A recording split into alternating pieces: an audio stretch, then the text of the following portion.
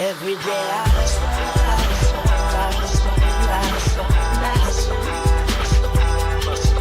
all the time.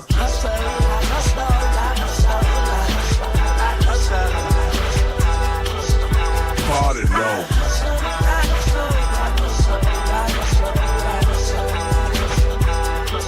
It's part of me.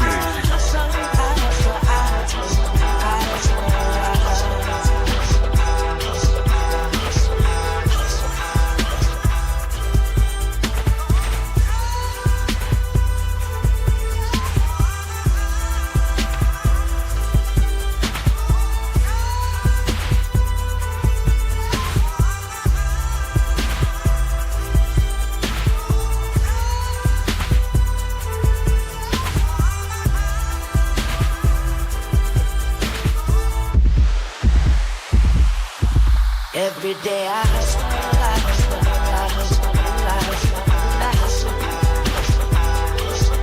All the time.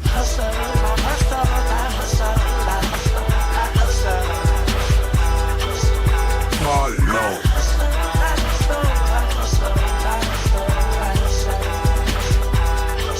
It's part of me.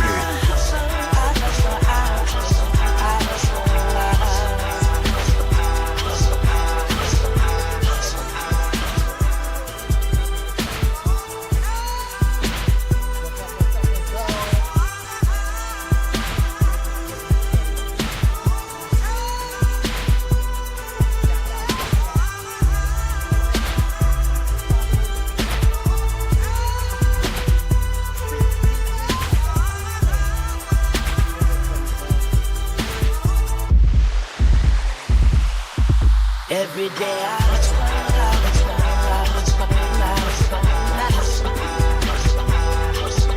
All the time. That's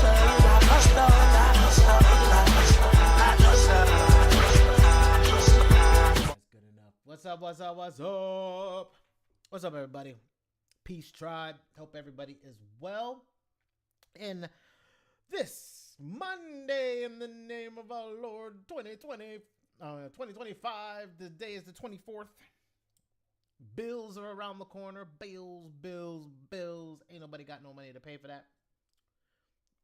Government people are losing their jobs.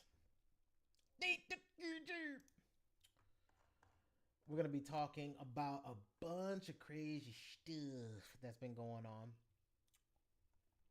So, first things first, some current stuff. We're going to do some discussions about finance, what's going on in the world of, and why, well, basically what's going on and why is everything falling down, which is mad simple. I'm going to show you. It's mad simple. And not only that, we have a bunch of new updates. We're getting closer and closer to rolling out the AI agents. I've actually today wrote out something that I'm dubbing the special agents that have been creating and beginning to create. So it's getting faster for me to create these projects. And then again, for those of you that have purchased our Crypto Plunder Prompt Lab, which link is in the description if you go to our links. That's the only one that's there because we migrated to our new server. So let's talk about that real fast. Let's see, labs, Toxic Hustle. We have moved our entire thing over to Podia. So we were on System.io. We're now on Podia. And you can see that in the bottom. Podia. We're now on Podia. Better designs. You can see real clean design. Migrated the entire class. Migrated the classes last week. Got the content over. We put all the images in. Had to kind of reconfigure how this looks. We did get our blog back up. Now you can go to the course. The difference is now when you come on the course page, You, of course, now you can see the instant access and everything else that goes on with this. We've got that. That's our sales page, but the course on the back end, which let me log the fudged in.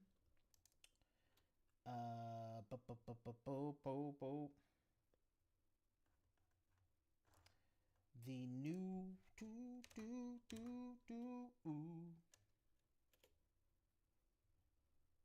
Let me go to. Hold on.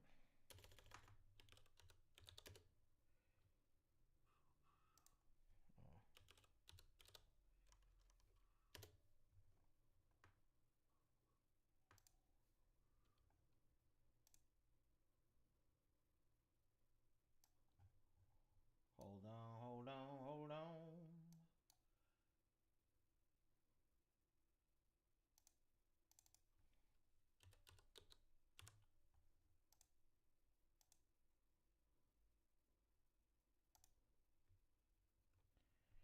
Hold on 1 second. I just gotta log into my system really fast. So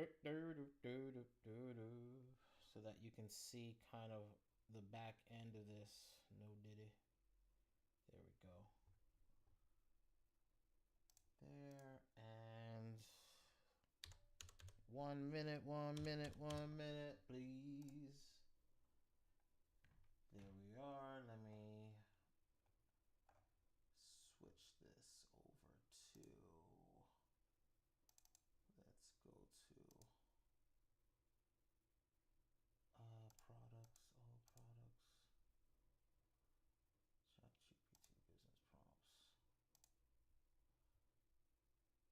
Oof, glad I damn. Let's see.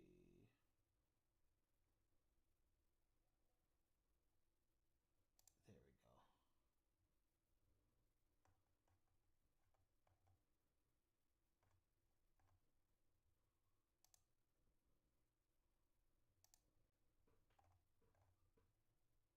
Okay, and now I just need to see the preview. Give me 1 moment. There we go. Got it.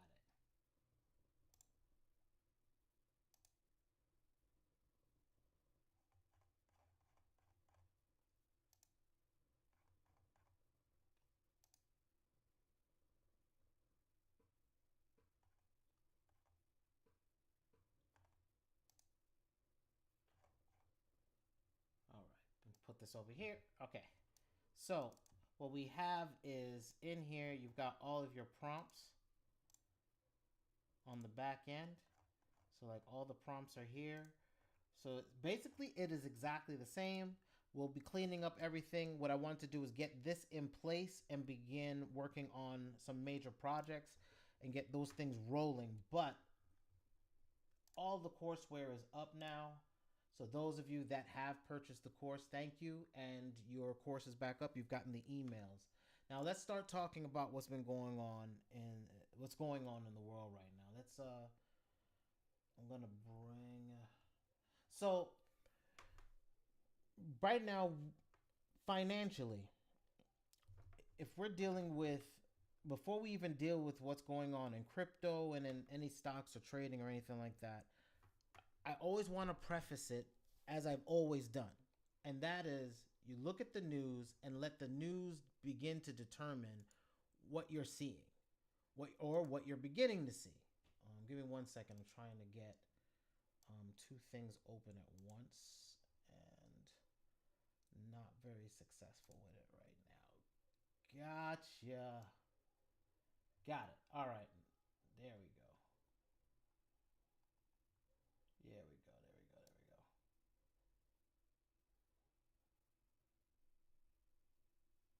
Wait. Hold on. Where is this? There we go. Got it. All right. So now I can see over here and I know I got this. Let's scroll this down. I'm trying to look at my screen at the same time as get my notes together.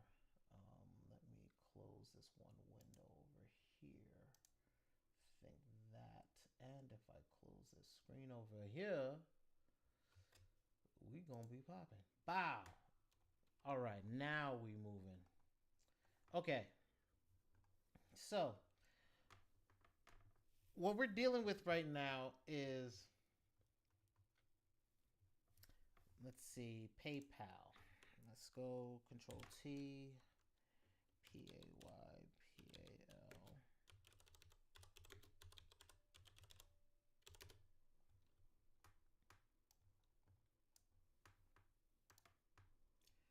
Do do do do do do do do do.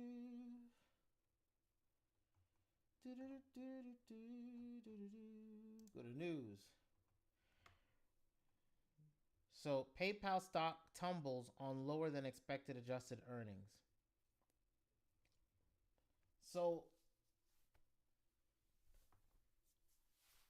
they missed adjusted earnings. Literally missed their own earnings. They adjusted. So what? Okay, you're a business, and as a business, you have investors, and when we're dealing with earnings, right? It's kind of like quote unquote forecasting. So you're trying to forecast something. So you're saying, okay, hey, I'm going to make X amount of money this quarter, then X amount of money next quarter, X amount, or have X amount of downturn next quarter or the quarter after next. What you're trying to do is just let investors know early good news and or bad news. Or you can just have mid news and then surprise on the upside or downside, right? You can say, okay, well, it's going to be kind of mids. Your forecasting is going to be mids, but then you say, okay, nah, it's better than expected or worse than expected. That's typically how they play the game, to be able to move and fluctuate or manipulate the stock up or down. All of this is stock manipulation. They just walk within the lines, because it all is stock manipulation. If I have to sit there and write an article and I talk and I say something and I know how to phrase it, I know how to manipulate the stock. I know how I can pump it and get the fanboys invested into it, or I know I can, hey, I can kind of diminish it away and make it seem like it's not so bad, so that my hardcore ones will still hold on if I don't want them burning. Or in some cases, some of these guys are crooked and they're like, nah, I want you to drop the stock so I can buy it back low, and I'll do stock buybacks. I'll buy it all back low. So I sold high, buy all my stock back low, and then sell it all back to you on the public market at fixed premiums, because I'm gonna hold it until it's back at premium. That is the game that these dudes are playing on a consistent basis. So, but this game is rigged in fiat, and nobody wants the funny money no more. Everybody wants to get back to some kind of collaterable exchange. Like, hey, I got gold. Hey, I got silver. Hey, I got platinum. Hey, I got palladium. Hey, I got oil. Hey, I got cow. Hey, I got diamonds. But now we're dealing with, hey, I got pharmaceuticals. And so does everybody else, homie. And at this point, China mostly has it all. Jonathan, what's going on, player? So, as I know you've already seen in the market, I know you've seen it. I'm discussing tonight pretty much why everything is the way it is, because as I've been working on the things that I'm working on with the AI and the automation, I'm beginning to get the bots to start looking at finance. And I'll be able to show some of those notes, because I'm basically having conversations now, because I'm getting it to the point now where it's not agentic yet. It's still me having a conversation, but now I work way more efficiently talking to it on my computer using APIs for now, until I get the system built locally. But PayPal missing earnings is big, and nobody's really talking about it. If PayPal is the center of the whole digital fiat exchange, if we think about it this way, PayPal is used for everything online. I use it for business items. I use it for being able to sell items in multiple different websites throughout the web. it's easy. At the same time, it has its own issues. It's still tied to a very heavy credit consumer laden business that they've flooded with buy now, pay later. Now, everybody's pretty much defaulting. Now, phase two, now, which is not in my notes right now, is if PayPal is an indicator, just a small one, a bellwether to say, hey, my pockets is kind of light, homie. Perfect example. I don't know if you've seen it, but there's like a video online where the Beehive is out there talking, like they're being interviewed by newscasters. Go look it up. They're being interviewed by newscasters, and they're expressing just how bad it is. Like they're like, sorry, B. And that's being just like they're just straight up like, yo, I ain't got it. Like you're charging $2,000 for some cheap seats. Ain't nobody got money for that. You see how much eggs are? Well, she doesn't care. That ain't for her. That ain't her thing. Excuse me. So everybody's already saying I'm broke. I ain't got it. Bank accounts are like poof and it's gone.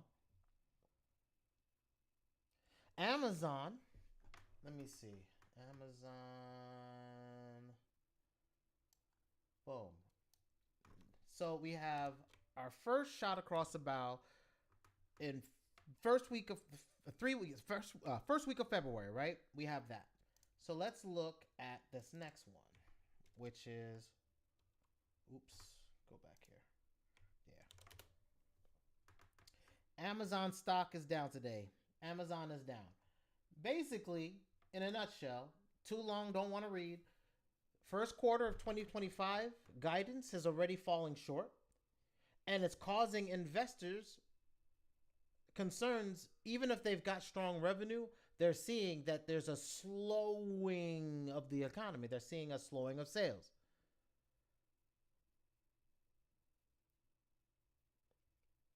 Also, it's not just that. Right here, Amazon shares drop as cloud growth and their forecast, this is Amazon Web Services. Amazon basically treats the consumer-ish that you and me buy. They sit there and they treat that as their low-hanging fruit, as we'll call it your impulse item, their loss leader. Because where they really make their money is Amazon Web Services, hosting. But here's the thing. Their hosting infrastructure is so developer focused. I used to use it all the time. I hate developing on Amazon. I hate it. Yes, you can do it. And yes, in some regards, it can be easy. But they were never built from the jump to be a consumer is making development code infrastructure. They were by developers for developers. And if you were not in the developer club, you're asked out. It wasn't until they introduced Light Sale, where you could get a $5 WordPress site on Amazon so that they can compete with all the other people that were doing web hosting, that they could get in the market. Now we're looking at this entire change up, switch up, because okay, hey, I'm buying the server. I'm getting that shit from smaller. I can get that from a small company for a cheap ass price. That's where I'm putting my N8 in. I'm not putting that shit on Amazon. I'm getting it from I think a server in Sweden or Germany.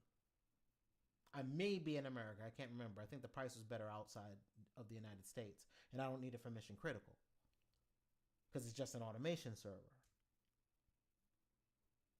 What nobody is catching is that PayPal saying there ain't no money, Amazon saying there ain't no money.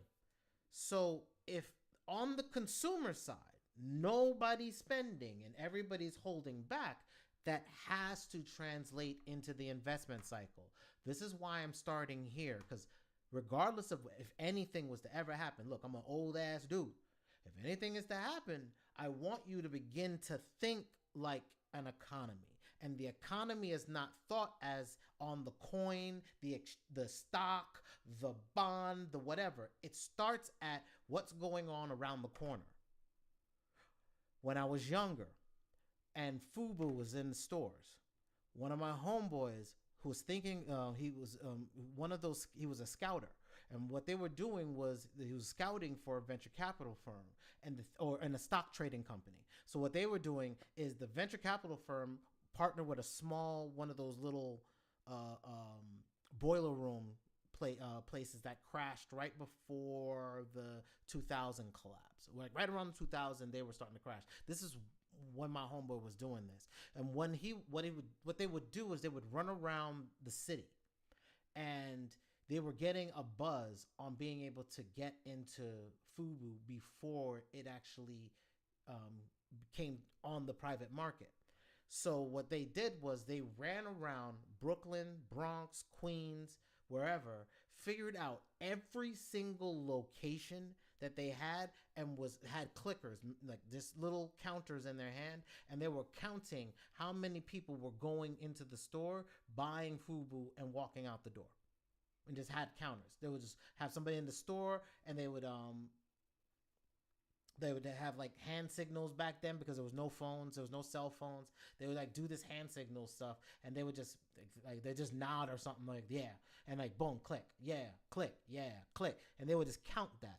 What they were doing was getting a census numbers on sales, even if it was just grassroots. They could say, hey, even if they miss an extra 20 or something percent, this is how much sales they could find themselves. And then they could say, hey, we can 2x this potentially, and say this is how much he potentially has in sales, and say if they can grow at this level and we're seeing them more, and we've been counting this month after month after month, and we're seeing an increase, we can say, hey, the traction for them, the buzz for them is getting bigger. When they started looking at ads in magazines, Source, XXL, all of that information was how they made a decision as to whether or not they're going to invest in one of these companies prior or not. If nobody's going in the store to buy nothing, they're not on the street giving a damn. And that's where it starts. And just because it's digital now, I don't want nobody to change that up. I need you to always think what's going on the street first. What do I see around me first? What's going on in my neighborhood? What's going on in my city? What's going on in my state? What's going on in my sub-region? So a small cluster of, say, 50 miles around me. News. Go on Google, search for news, X amount of radius around you. What's going on in let's say I'm in the South. What's going on in the South? What's going on in the Midwest? What's going on in the West? What's going on in the Northwest? What's going on in the Midwest? What's going on in the Northeast? And then you can branch out and pick some global variables to be able to put in. Like I would look at Canada because they're English speaking as well as French, but they're still an English speaking nation. I would look at the UK. I would look at Australia. I would look at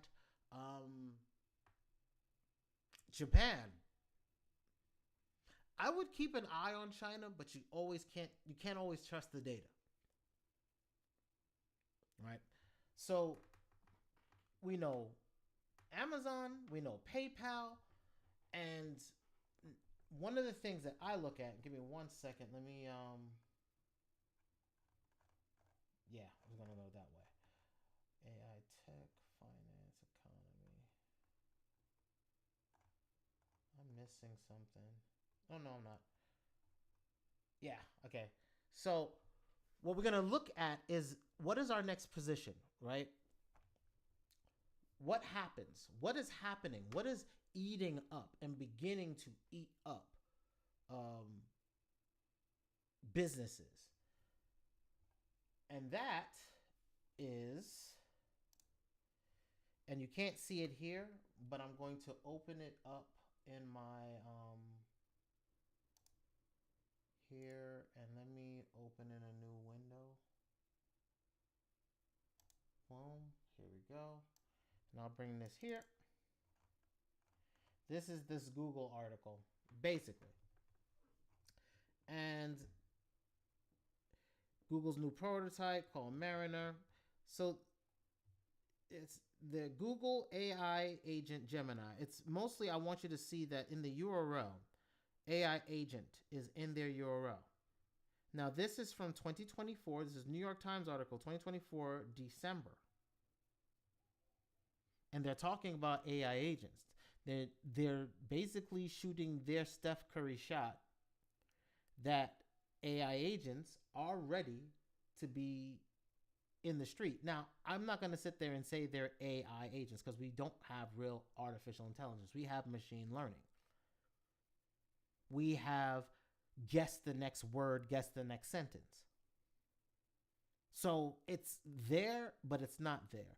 But we do have some agentic or machine learning or process, or we can say, we'll just say AI just for the sake of it, but it's really process automation. What we're talking about is I will do a workflow of steps, and in between there, we can sprinkle AI. And that's pretty much what customers are walking into and what I tell my clients. I tell them off rip. I'm like, look, I don't know what you know about what AI is, and I could ask you the question and get a whole bunch of stuff and then try to shut that down later. Let me tell you what it's not. And that's how I step into it. And the first thing I tell them, it's not smart.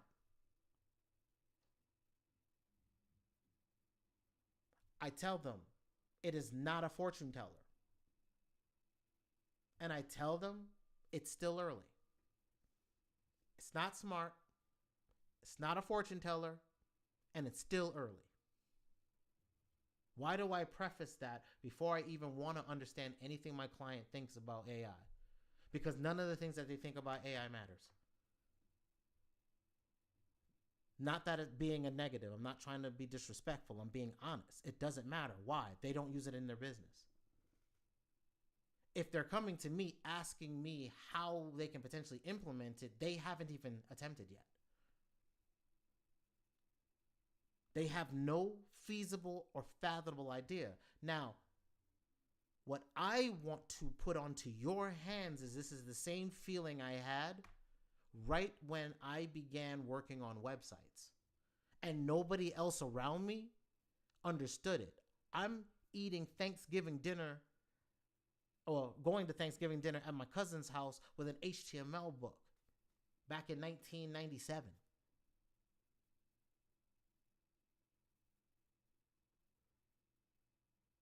Because I'm going to position myself away from doing graphic design, which was getting cheaper and cheaper. Well, the labor cost, the salary I would receive was getting cheaper and cheaper. They weren't going to give me a bunch of money. So I had to pivot. I needed to still work with Photoshop, a tool, a piece of software, which is all we're chasing now. We're in a digital age. You're only chasing software names. You're not chasing job titles anymore. And most of this old ideal boomer ass thought process as to how I'm a Gen X dude, so I don't do boomer shit. I can't. That stuff don't move me. You stay at a good, safe, and secure job for 20 years. My cousins that did that, they got out. They basically were out of a job driving a forklift. They are out of a banking job, and next thing you know, they're driving a forklift for Amazon. Shout out to my cuz. No disrespect. I mean, but that's how brutal even the 90s was with the next financial collapse. Now, one of the things, it's not on my list tonight. It's not on my bingo card. Florida real estate.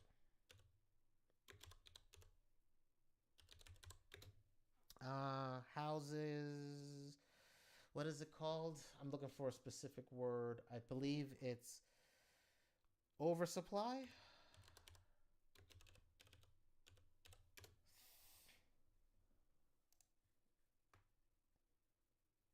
Yeah, Florida has a real estate oversupply. If we go to the news and not just deal with that, massive bubble in the housing market, Florida's housing market, a big investor sell off. And this is BS because the actual data is some houses are down 40 to 50%. Some, not a lot, but some houses that were like priced at peak flip 2020, 2021 Rona type beats. Everybody got stimulus check type beats. And then the year right after that, everything got pushed. Like, raise the roof, put your hands up type beats. That. Well, those people that got caught with their pants up there are losing it. Oh, here's another one. And another one. What's a majiggy? Zillow? No. Who was buying up all the homes? I think it was Zillow write-offs. Or real estate write-offs.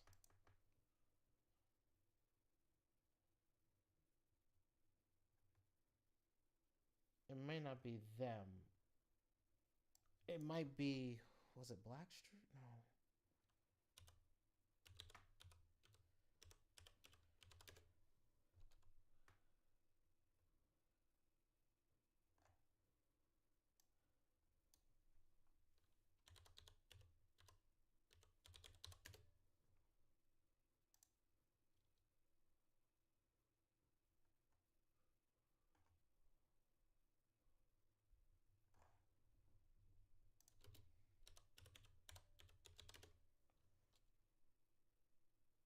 There it is.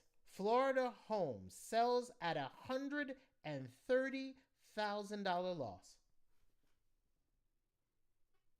That's the kind of numbers we doing on these streets? No. That's the kind of numbers we did right before the 2007, 2008 collapse. Those are those kind of numbers.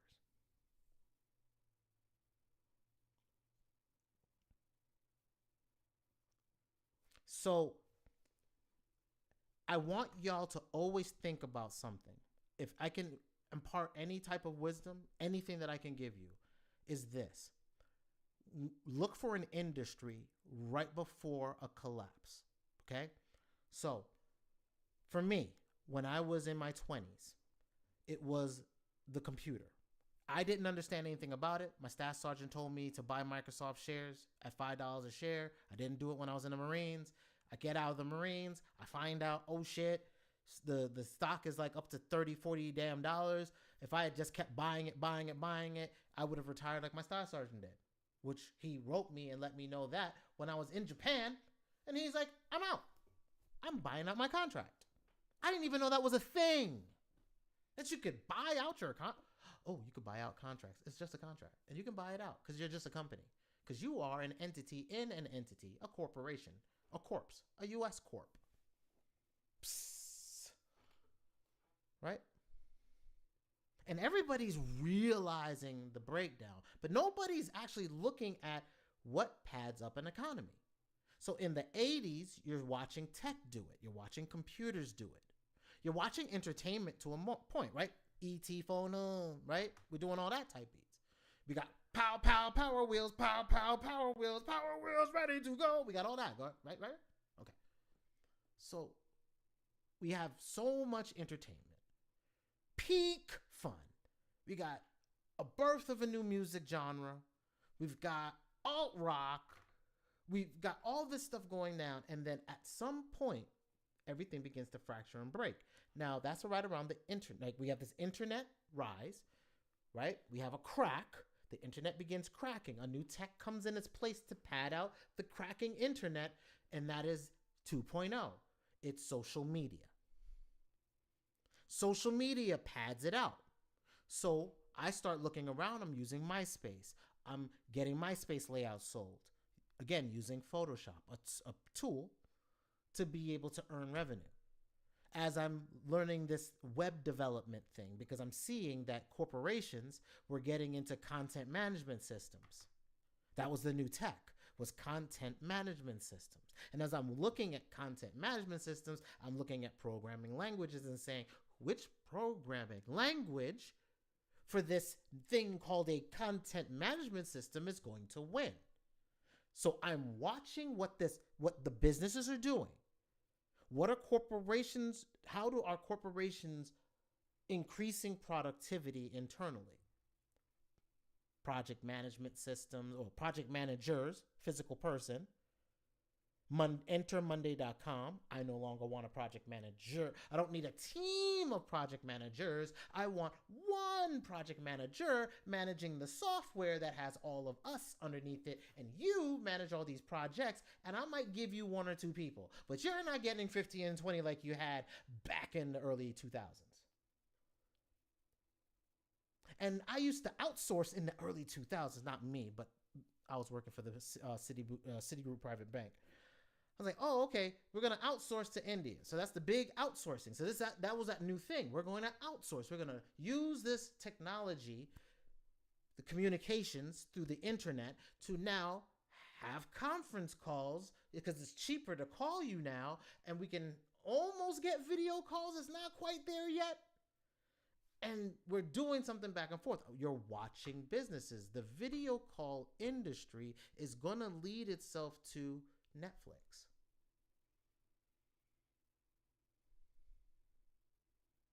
What I'm breaking down from you is what I saw, so that as you're watching things start happening around you, you can feel the same vibe.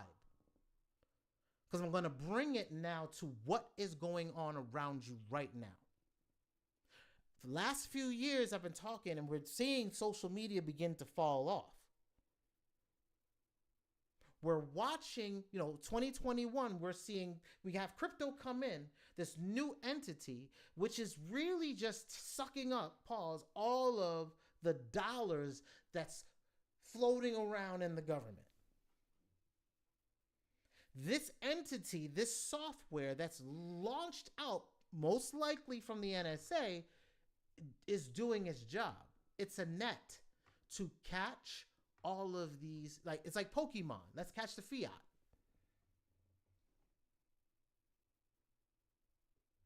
See, I'm a military person. I can tell you, the Walmart, y'all are all everybody think is played out now. That industry of Walmart is the exchange. It's the PX. That's what we had back in the early 90s, where you went to one place and you could buy furniture, you could buy workout equipment, you could go to the movies, you could eat pizza, have dinner, freaking get a haircut, go play pool, go to the bar, go shopping, get some groceries, all in one location. That's the PX. That's Walmart. So you're looking at what's going on in the government, how the government is running or doing a thing, and then you're going to see it trickle to the public. Because as the military personnel leave the military, they come back with stuff like Snickers or Pepsi, Coca-Cola, all M&Ms. Those are the rations in our MREs. Well, not mine. That was be my father when he was in the Navy. Or, excuse me, he was in the Air Force. That's before I was born. Tech, communication was changing. Tech, our lineage right now is the physical work mode. The loss of physical interaction.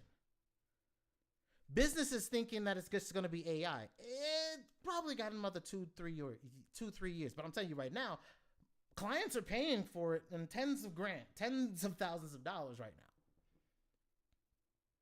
Why is Tragic not around? Because I'm chasing that. I don't got time. I'm not here to pontificating nothing. I'm going to sit there and say, hey, y'all, I'm taking time to get this SOP in order. Yes. Traj got a course now. Yes.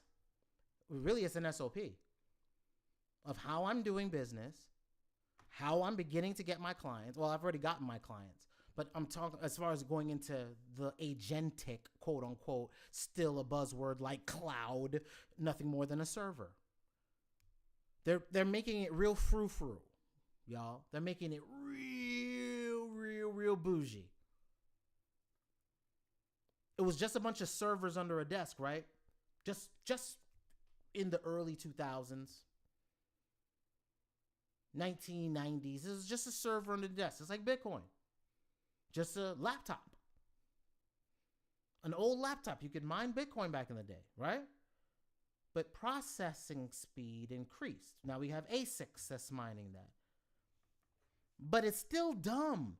Don't get me wrong, it does its job.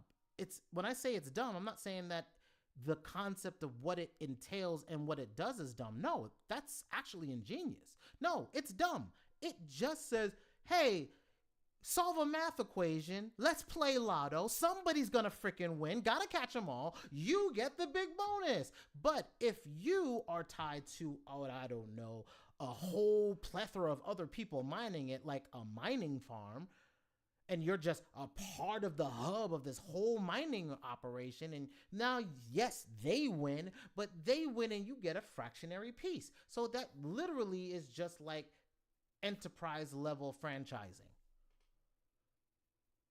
But it's still dumb. It's only solving math equation. Let's do magic mystery lotto. That's it. Now, next phase, phase 2, 2.0. Just like there's an internet, dumb, till Web 2.0 came, and then we had communication. Now, everybody thinks it's smart contracts. Yeah, that was interesting. Yay. Let's have meme coins. Woohoo. That still do nothing. If you say you're going to have a decentralized, autonomous organization, Vitalik Buterin, i.e. Ethereum dude, then autonomy means the first thing I'm building or the first thing I'm focusing on is the autonomy. Duh. But they jumped to the money because they were going to raid and pillage, because everything else is just hype. Don't get me wrong. I think that early entry, if you're early entry and you got it at $1 like I did, cool. Sold it at the top. Bought some more when it bounced. I'll hold on to it for a while. I'll wait and see. But I'm not putting more than 5% of my net worth in that shit. Especially as the government gets laid off.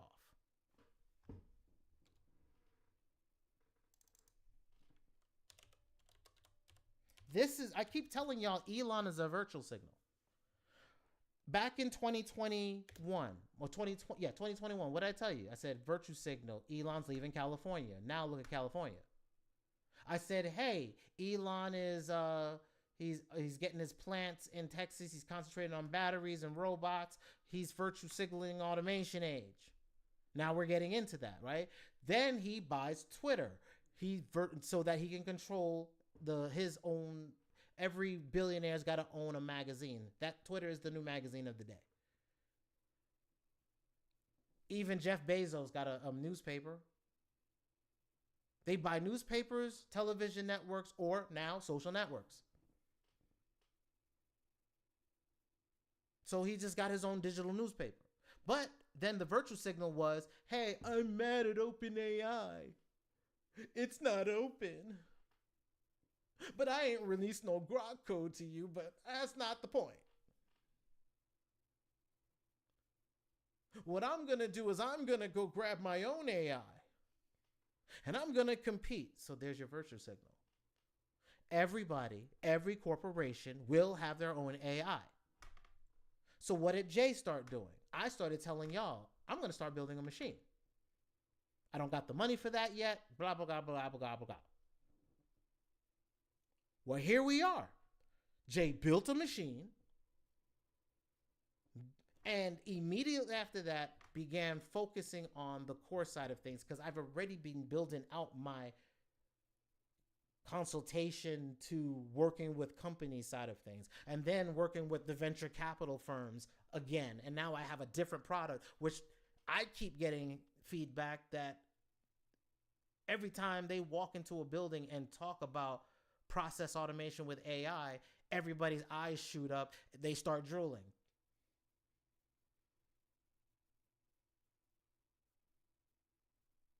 like it's Puffy at Bandcamp.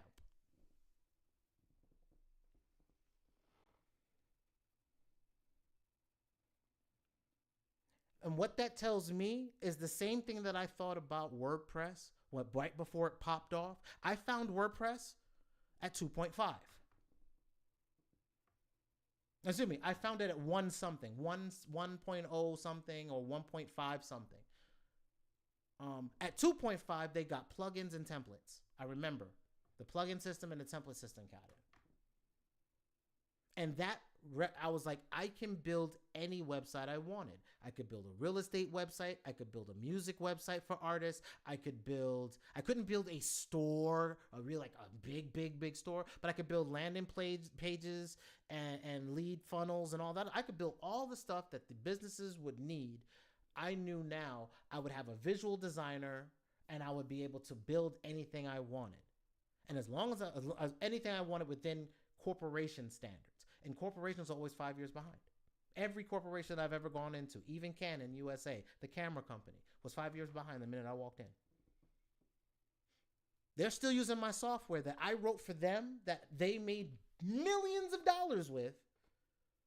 They're still using it today. And that piece of software is supposed to be a Band-Aid for the one that they were developing in-house, and I guess never happened. And I built that in a year. But they're still using today. It was a process. I built a process flow. And because it's a process flow, you really can't break it. Because if a process changed, you could go into the process and change the automation by adding or doing something with it. And you can iterate on it. And what we're seeing now with what you've seen with Zapier, with what you've seen with the make.com, well, guess what? Years ago, if you go back in my videos, which AI will give me all my goddamn flowers, I told y'all years ago, N8N is the WordPress of automation. Said it in 2020 or 2021. Told y'all. I was like, and everyone's like, oh, well, how do you feel about N8N? I've been telling you.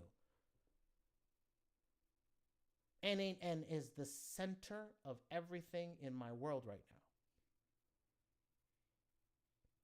now. I am installing it locally. I'm trying to get Supabase running because Supabase has something called a vector store. And what a vector store, it allows your AI, so I could feed it a whole book, ask it a question, and it'll immediately be able to get it for me. See, databases were a technology nobody caught, but if you had to do web development, now all of a sudden you needed to know PHP, and you needed to know this new little technology coming out of the blue called MySQL. Basically a little powerhouse that was taking on Oracle, then bought out by Oracle to kill its stride. But guess what? Everybody moved to NoSQL databases like Amazon. That's how they scaled up. It's about JSON, JavaScript, notation files. It's about APIs. It's not about your one single server. It's about being able to ingest the world data at an API level. The next revolution is AI with APIs. And one of the things I'm looking at right now, keep your eyes on it, are databases that have AI built into them. Where they're not just like, I'm a AI connected to a database. No. Is that I'm an AI and I built my own database and can control it natively. And everything that I build to my database is built by me and my structure, and I understand it. So I can innately build any application I want through my own structure. I know how to build it out. And we're starting to see those databases get built out.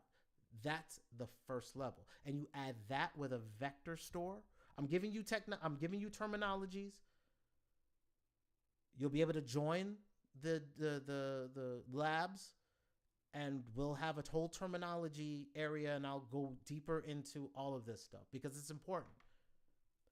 I wasn't able to tell none of my homeboys around the way how to get into the next phase, which was at that time from regular static websites to having a content management system. It was saying you're going from having a billboard with just a little bit of change up to saying I own a whole storefront, or I have this whole book you can go read, or I have this whole newspaper, or I have this whole magazine. You could do bigger things. If you knew how to organize everything and have a team and be able to get the work done, you could build out whatever you want. How is that any different now? It's not. The difference is that you're building out your staff from the ground up. You're building your own personas. And those personas are going to have their own biome. Let me show you what I mean. Oh, layoffs. I get that. And then let me also show you the personas. Where is it? Open this. Go to personas, open in a new pane. Oops. No. Open it in a window. Open a new pane. Can I drag this pane out?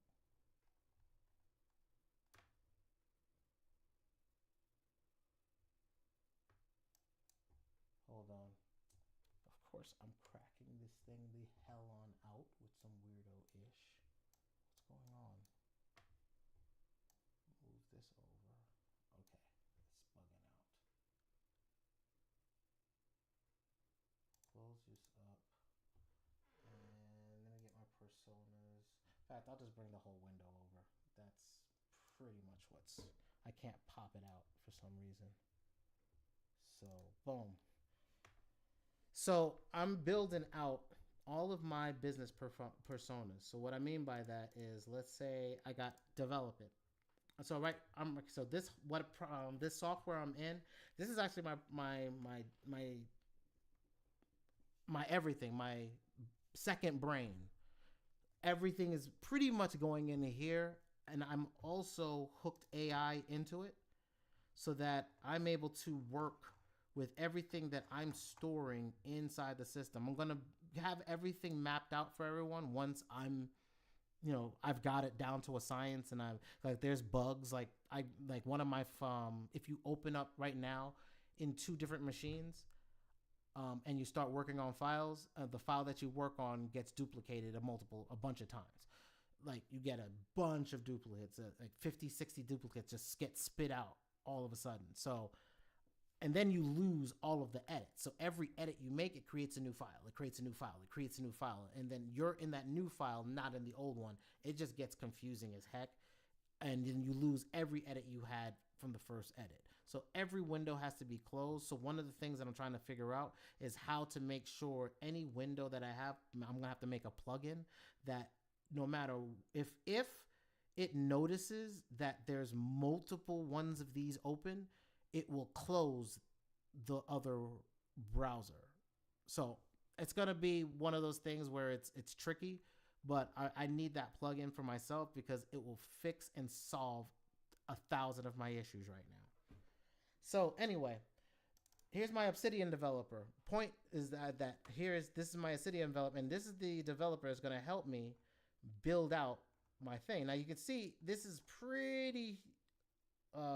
actually, it's two formats. I got a long format. This one is going to be for the bigger models, for the ChatGPT 03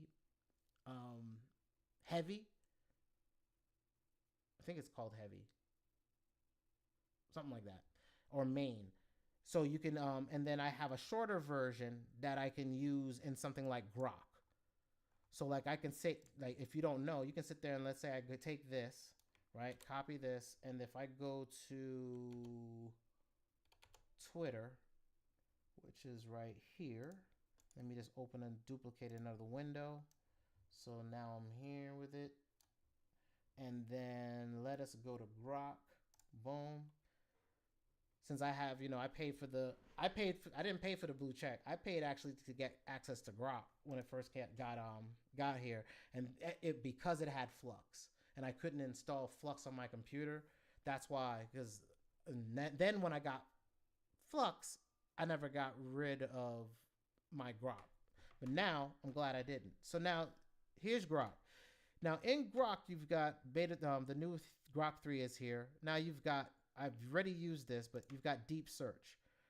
Now here's where things get fun, right? If I go over to my persona, and I'm going to use a different one. I'm not going to use these right here. Actually, yeah, I'm going to use this. This persona is my street sense. It's one of my special agents that I've been working on. And this actually is an agent that got me some of my financial information today. So all I'm going to do is I'm going to go in here and I'm going to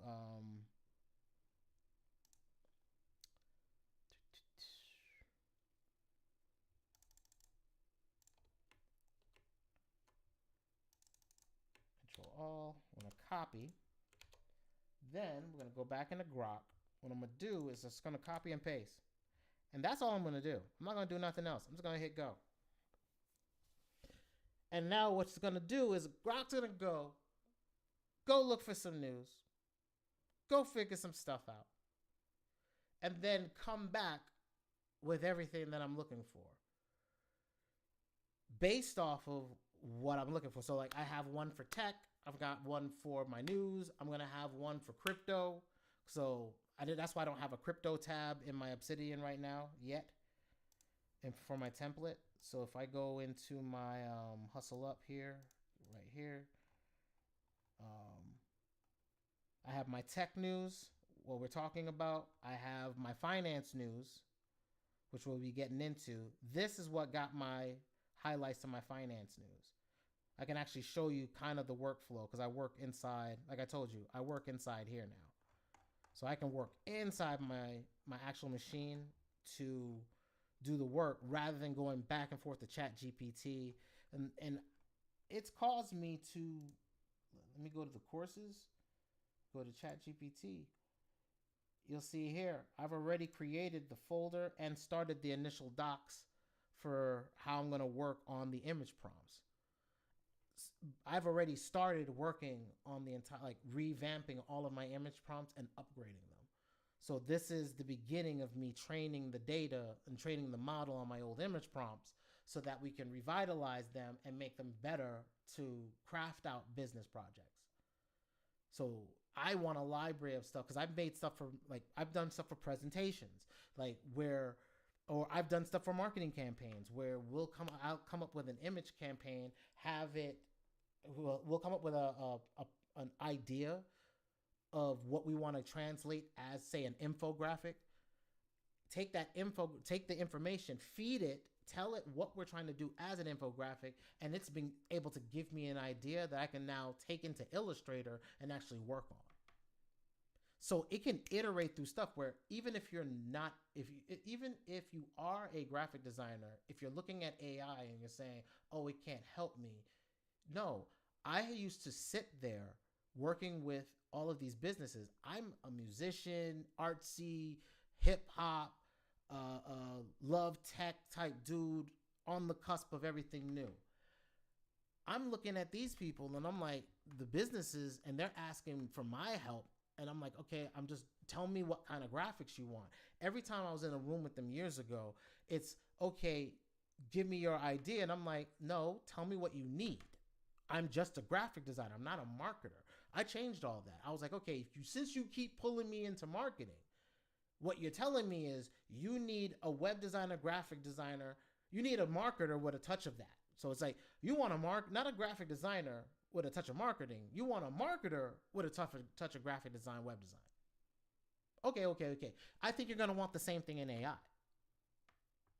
You're going to want that same ideal because all businesses have been doing the same thing. Introduction of computers. If you go look in the archive, go look up how the old news commercial or the old documentaries, not a new documentary about how computers were looked at in the 80s and 70s. No, look at a documentary from like the 2000s that were talking about what was going on in it, because you'll see as a different way.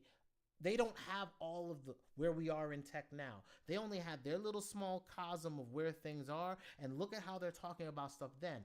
I'm dissecting where everybody's heads at in the documentaries I watched in the past to try to figure out where everybody's thinking for the future. Because we have to now forecast to make moves. We can't hopium and expect some damn open lane to open up to us, because nobody gives us shite out in these streets.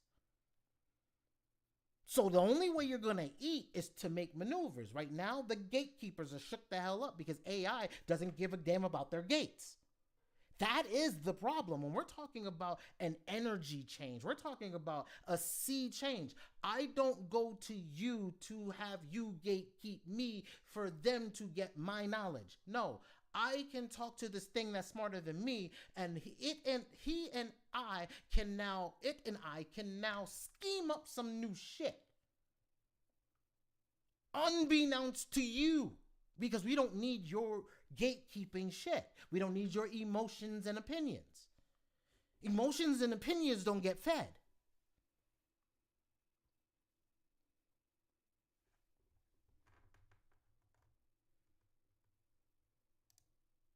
So let's go back to Grok, right? What did Grok come up with now that Grok is done? So Grok does all this analyzing. You can see exploring character details, reviewing economic events, assessing GDP estimates, analyzing economic indicators.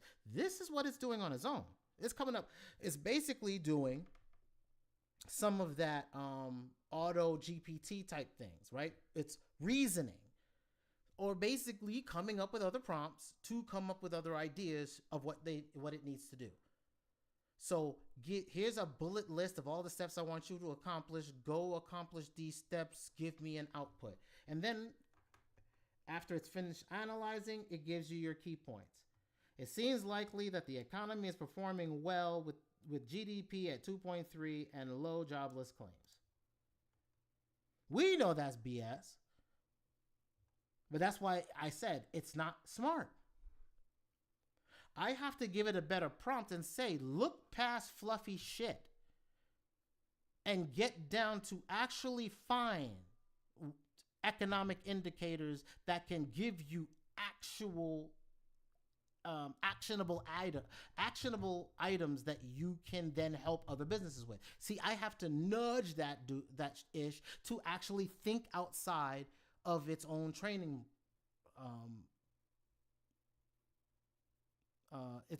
guardrails, so that it can kind of skip around a little bit. I can't get it to do a lot, but I'm getting it to I'm getting it to airbend the way I need it to. At least getting it in the direction. Even to the point of writing a bunch of software.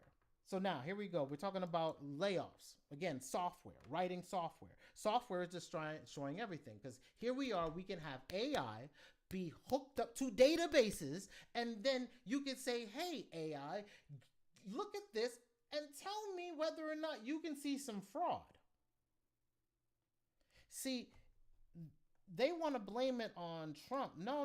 The y'all, N8. No. It's Neo, NEO 4J papers. I think it's the Panama Papers.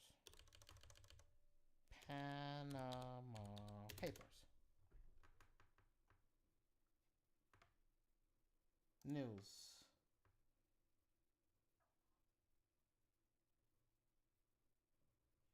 And let me make sure I put in quotes that I'm specifically looking for the Panama Papers. There we go. Boom. Neo4j. Why graph technology is the key to fraud detection. Just showing you a tech saying graph databases. What's important about graph databases? Every piece of software at scale that you're using behind the scenes, this is the database that is running it. That's why I said you're always looking for the underlying tech.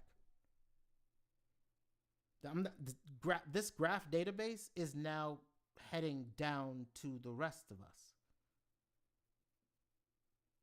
And soon will be more open sourced. And then we'll have an AI connect to its database. I think this is the database that I'll be waiting for. I don't think it's here yet. I think you'll get here soon, but I don't think it's here yet. I know that Neo4j and let's see, AI. I know that they're hacking it out a week ago. They're trying to hack it in. See, everybody's trying to hack the database in. What nobody remembers is mobile first. Here's my second mistake in investing that ever happened. My first mistake was my staff sergeant, not buying Microsoft shares at $5. The second mistake I made, nobody else told me, it was me. I said I should buy Facebook before it gets a mobile app. And I didn't do it. This is my second strike of not moving when I saw something. I was like, if they get this mobile app right,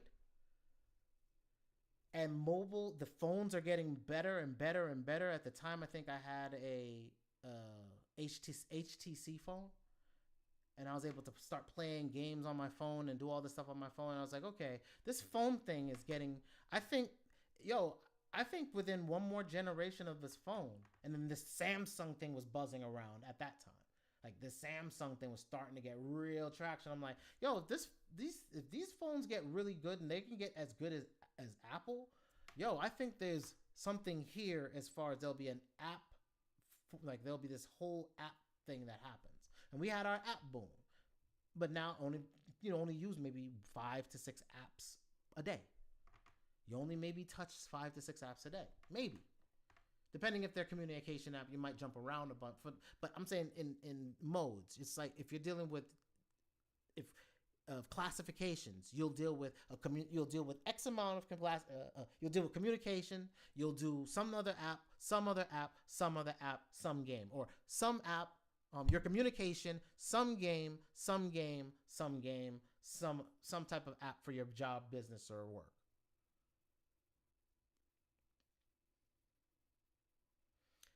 But mobile first meant that the minute they got it right, that stock blew the hell off. And I was like, damn it, I missed it.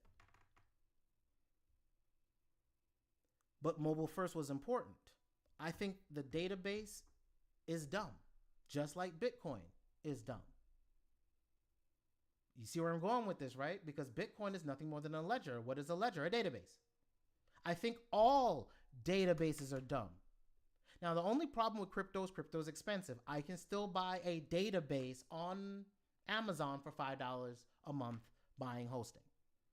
Or I can get a cheaper paid by the minute of usage or whatever on some type of external service like Riplet or whatever.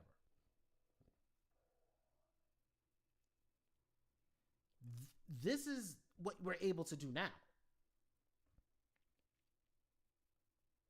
What happens when they put the AI and the AI and the database together and they get that built out right?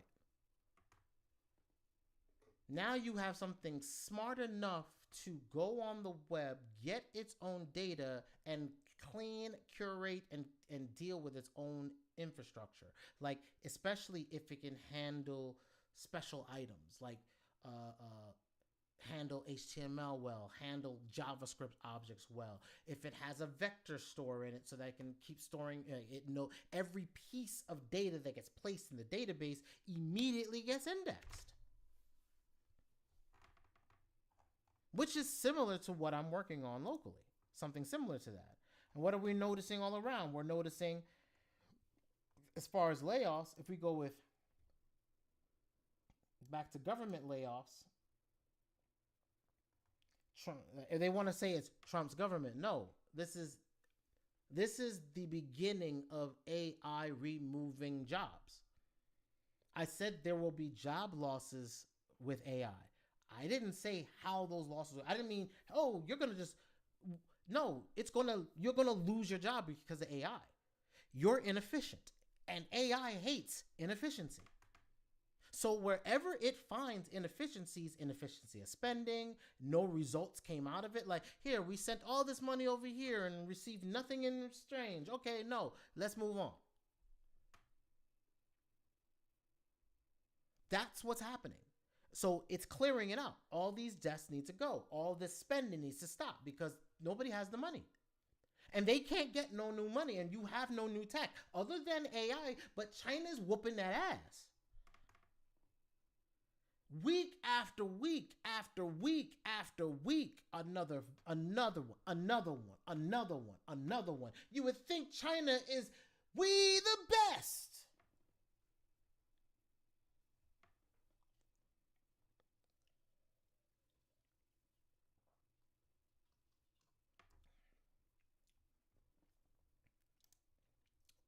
And then there's a website. You can see all the layoffs for January. TechCrunch. As I said, PayPal, their stocks are lowering because of earnings. And I'm going to have to go through this. I wanted to actually break this down. I didn't have a chance before we did our call, before we did this live. So now we can talk about crypto.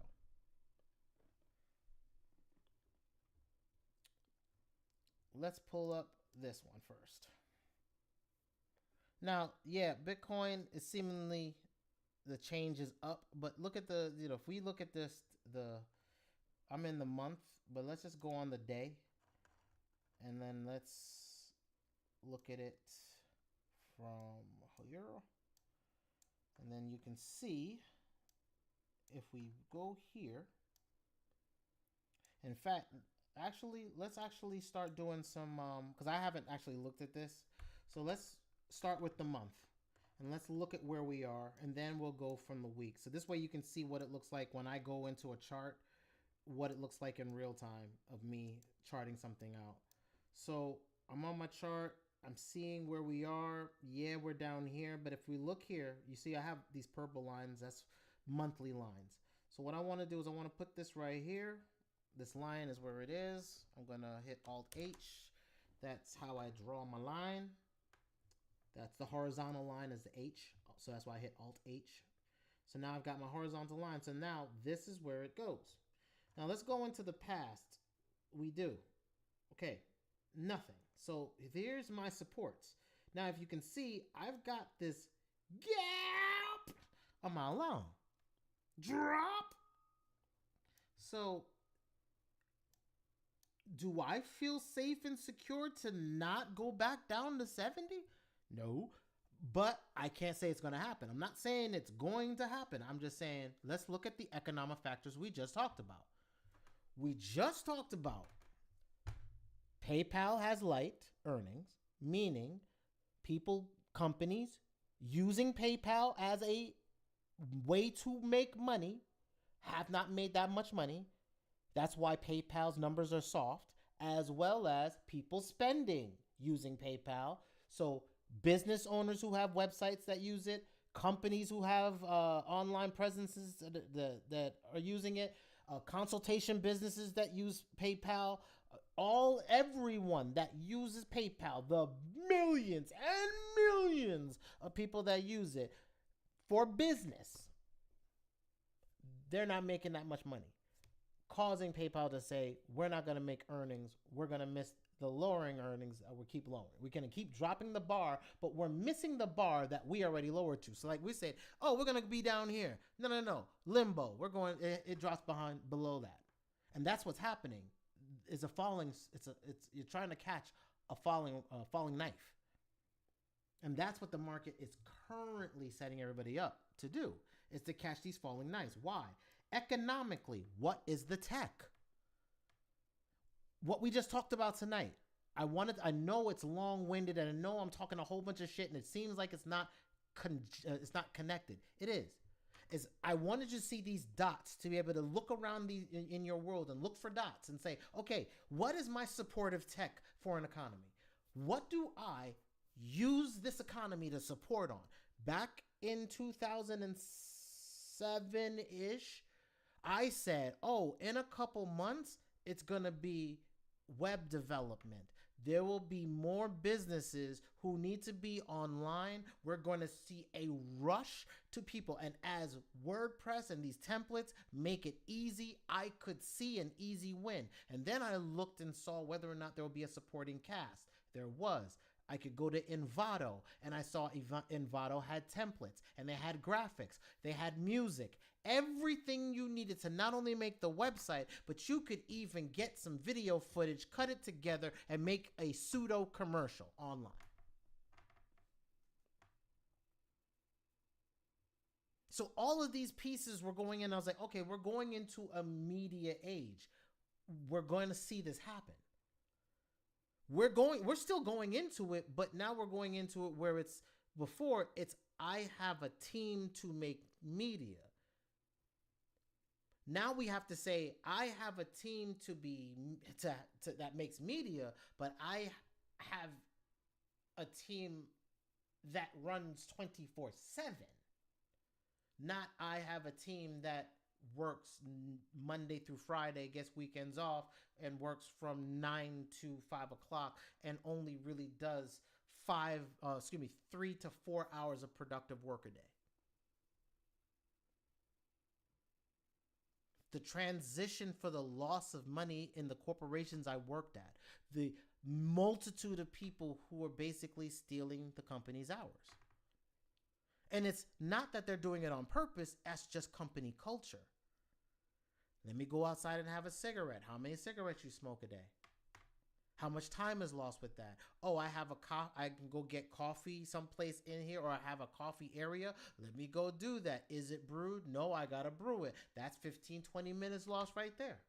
And I know it seems like I'm just nickel and diming shit, but you got to look. I sat there and I was working at Canon. I was thinking about it. I was like, I don't think commuting to work makes sense anymore. Now, this was in 2011/2012 is when I'm having these feelings. Like, I don't think commuting to work makes sense.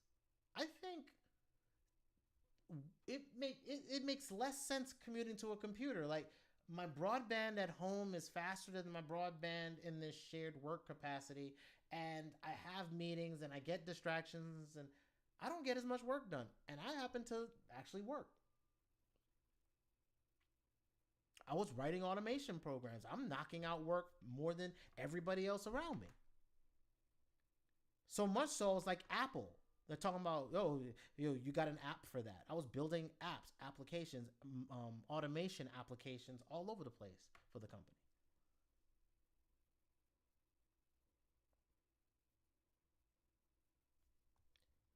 There's no support for Bitcoin all the way down here.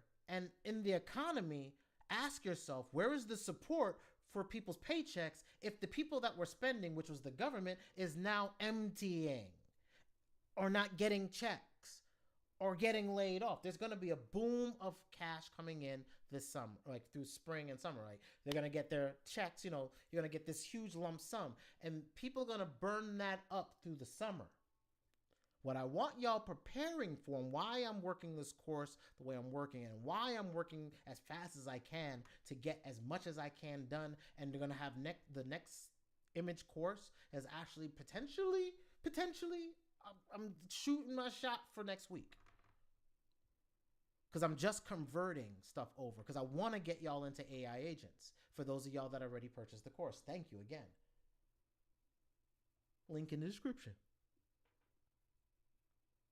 We're gonna get into agentic workflows. I'm telling you right now, the news is everywhere saying that as long as you understand process and you can do process, and this is the thing, you're all working on computers, and we're sending files back and forth through these systems. If you're interconnecting with social media, every social media has something called an API. It's just a way for you to access the data, pull data from them, and use it in your own system for something. So I can go online, go to a weather website, grab information from a weather website, and get the updated weather for my area.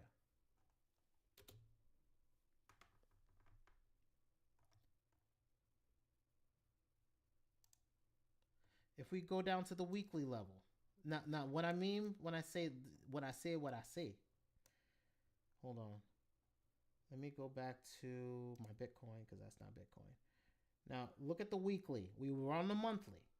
Now look how crazy this looks when you look at this. So now what's happening? It ran up. We've been floating, basically stalling out. And now you're seeing that we're getting ready to touch a line. If it breaks this line, where do you think it's going to bounce at? So the supports are coming back to touch ground, green.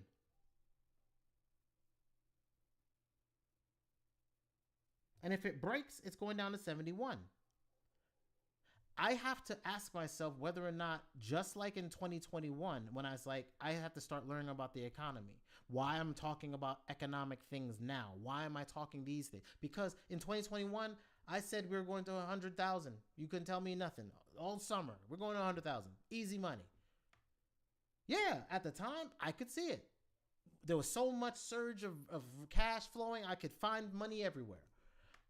All of a sudden, the checks started running out from the stimulus, and I didn't notice it because I'm in hopium still, not looking at economic factors. Now, I look at economic factors because of it. My lesson for 2021's Bitcoin bull run is economics matter. Economies of scale matter. No matter how it's just like seasons of Bitcoin don't care how we feel. Economic factors don't care how we feel. All day, every day. So before you get caught up in, I want to trade some speculative thing, I would concentrate on how many companies need serviceable work through a transition of losing employees. Because there's your capital that you're looking at anywhere between $50,000 to $100,000 per client before it gets saturated, and then you're looking at serviceable work for machines at $1,000 a month. Because this is a depreciating game. Everything is. Especially with computers, because every iteration of a new language models means what you could serviceably get as a consultative person is going to be less and less. Ask the lawyers. As AI begins to eat up their roles.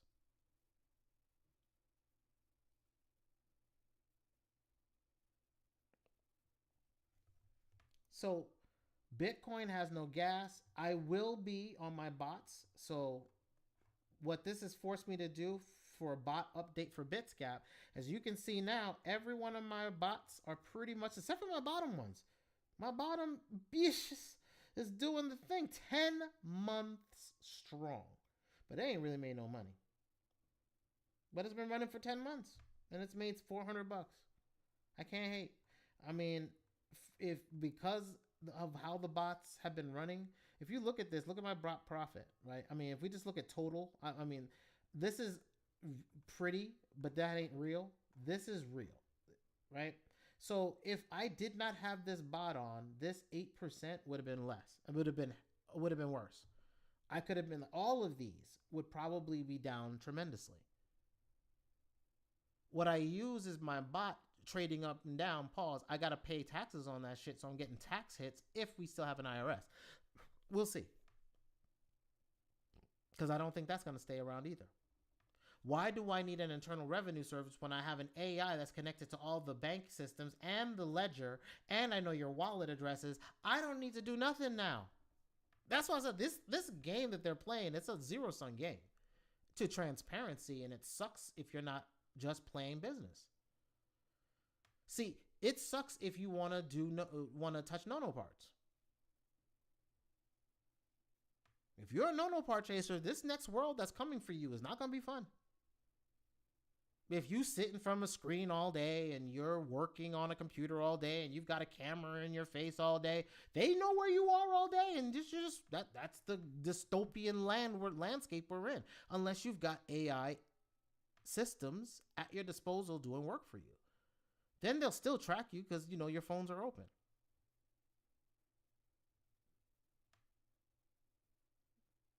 So we're already in this dystopian 1984 situation, period. But as a more, well, shit.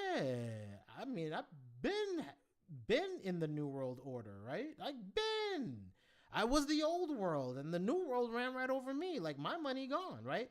George Washington's letter to Sidi Muhammad. George Washington's letter to Sidi Muhammad. Hey, homeboy, I owe you money. I didn't realize I owe you money. See, we overran the prior Congress and usurped that ish, and we didn't know that they was on your books, bro. Can you kind of like let my ships be while I try to get that money back to you, Playboy? Yeah. See, anybody that sits there and doubts any of the old empire, I just throw that letter in front of their face and they just kind of back up. Because they don't know about that letter, and that letter throws a wrinkle in commerce. But you see, the get back is AI is going to whip up all their companies because their ledgers are bad. See, that is the shit. We're going into a ledger economy, a database economy. All databases will attach to a financial instrument, because how can I know the profitability of a business if I can't see all of its internal metrics? Huh?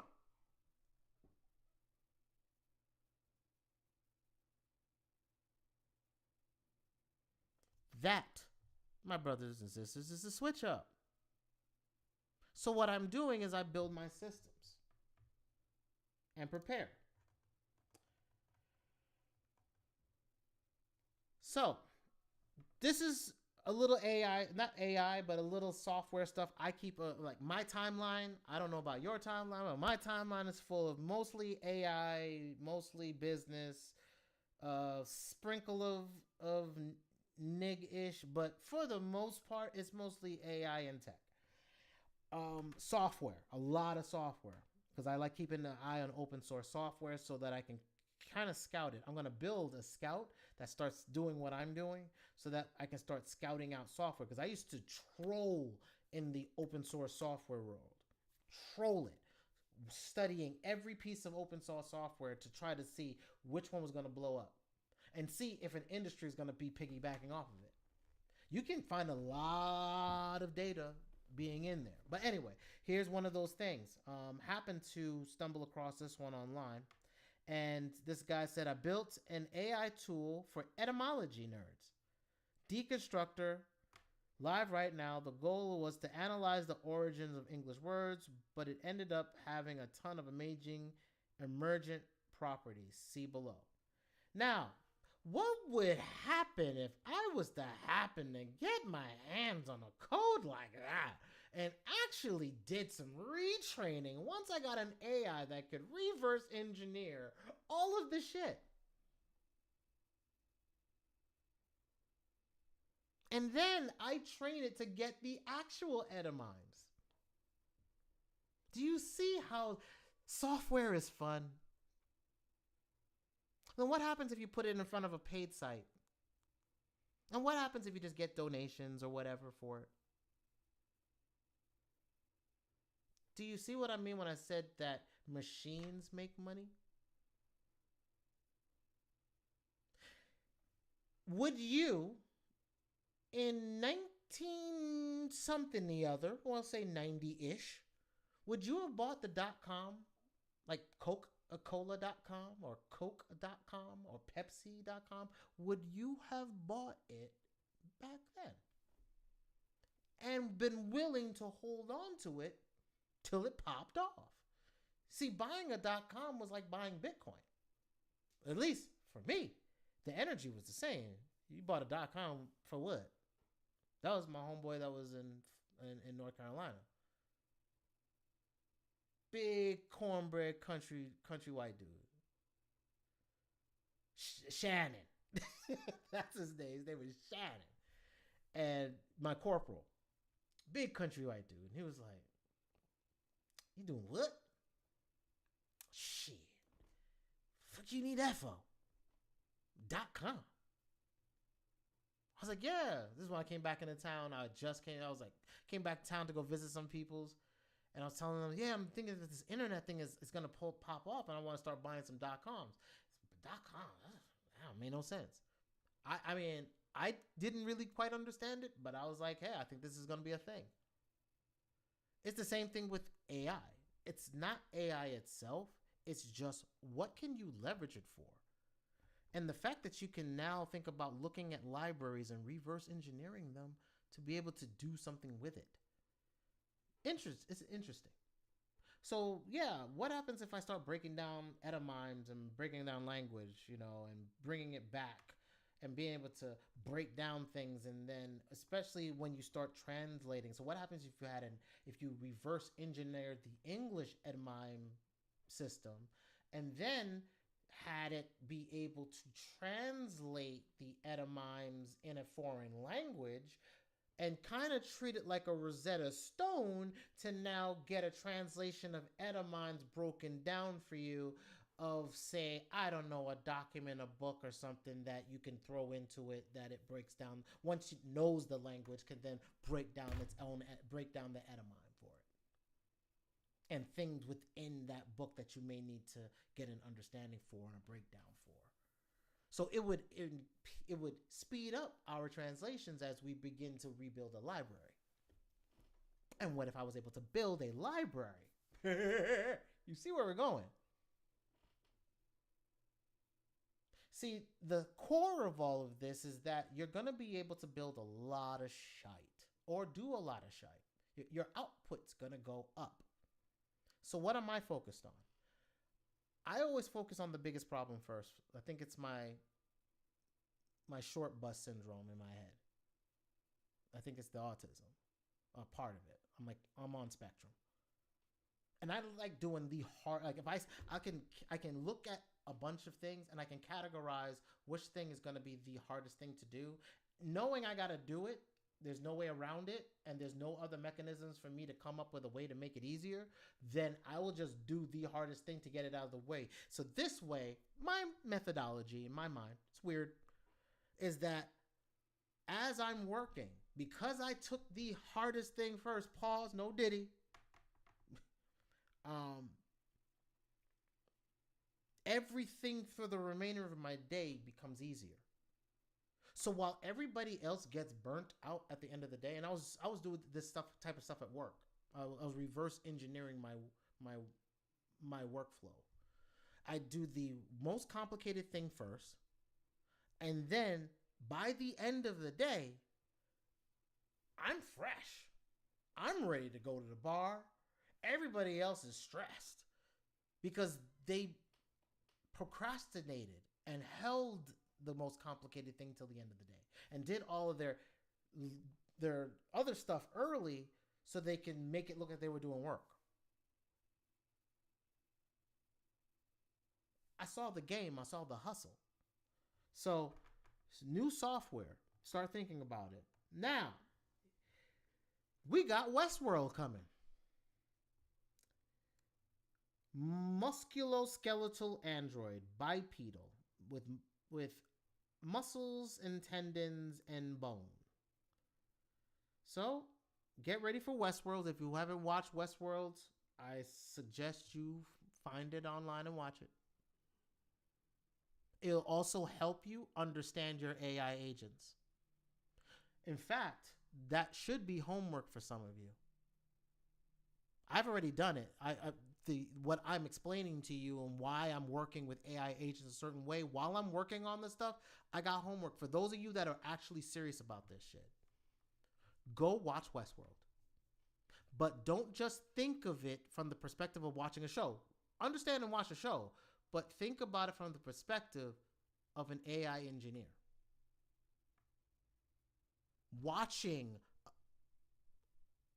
a scene play out, like watching time play out, watching potentially a future play out. Not saying that it's the future, but I'm saying it's a future potential. I put onto your hands, please go start looking at Westworld. And then you will start understanding how you'll want to work your agents. I said that years ago in the Discord. Somebody was trying to be funny and shit. Look at this dick talk about AI and concentrating on, because I made a statement and said something to the effect of, I've been thinking about, man, I'm worried about how do I convince my AI not to give up my money if I attach it to it, because then if somebody can come up and just like, I could lock it down, but if somebody could talk it out of its drawers, Eve, right? If somebody can come into the garden and basically talk it out of its jaws, I'm out my money.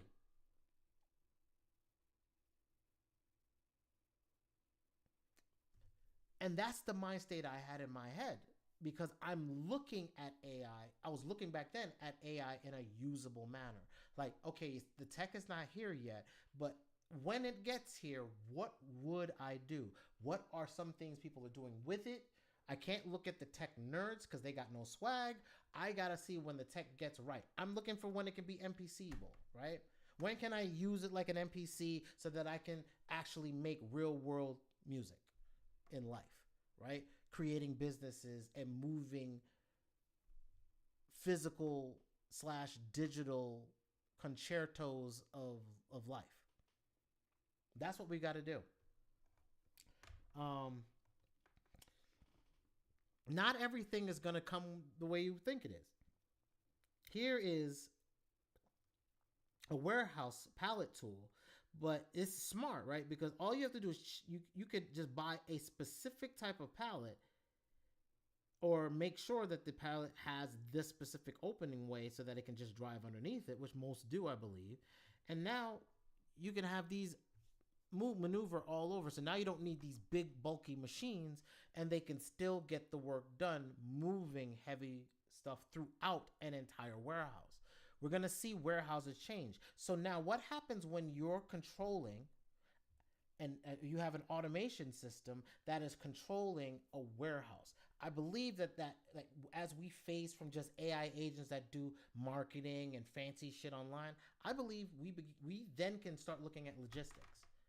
I think the next phase, maybe even 2026, as we get out of AI agents and the spark of that this year, everybody else is going to keep running into it, right? We'll already be into a headspace or a head start of actual business use case AI agents. Not, hey, I'm an AI agent person and I do YouTube, but I'd make so many YouTube videos. Where's my actual clients? Because I shouldn't be here making YouTube videos if I was actually getting clients. Hence why me, Tragic, ain't got many YouTube videos. Because I'm out here trying to get clients with actionable skill. I learned Photoshop, got good on Photoshop, made money on Photoshop till I couldn't make as the amount of money I used to make 20 years later on Photoshop. Move on to the next thing. And shit, I didn't even wait that long. I think it was like 2 to 3 years, and then I moved to the next thing. Then it was 5 years, which was web design, and moved to the next thing, which was web development. Then moved to the next thing, which was UI for like a year. Then moved to the next thing, which was server installation of to get content management systems up and get these websites up and design the websites. And now we're saying, okay, the website potentially will have a database that have an AI, so literally your website will just talk to your customer immediately. Like we might, like I'm thinking like we used to do with Toxic Thoughts on the fly. Yo, this changes email. Like part of my agent that I'm working on is kind of still taking email into an account. But I'm like, yo, if you think about it, I already got your attention and you're already talking to my site. My site's already talking to you like me. And then it's helping you not just try to sell to you, but if you're looking for something specific, it can give you the files you're looking for. So like, I think the search engine is still there, but I think if you go to a website that has what you're looking for, like we will at the labs, we build our own in AI I'm going to build an agentic database of all of the information we have, and then a database for you to be able to have all the prompts and the AI prompts. And then maybe we build an app that generates prompts on the fly that we can test and be able to see which ones are doing well. And maybe there's an AI agentic marketplace in the future. Who knows? We don't know. But we know from what we've seen from the skeletal framework that has led this way, that the potentiality of it potentially going that way is damn near 85%. That we're looking at AI agent marketplaces for a little while, just like we did with the App Store. And then all of these AI agents that get good will get bundled together. Then you'll have that super intelligence. But everybody will have their own personalized super intelligence. And it'll be your job of your super intelligence to keep things like your computers safe. Because now you'll have your own IT professional at your beck and call 24/7. See, we're going to have a new augmentation to our lifestyle now. I have one now. The proof is in my pudding. Pause. Which is right here.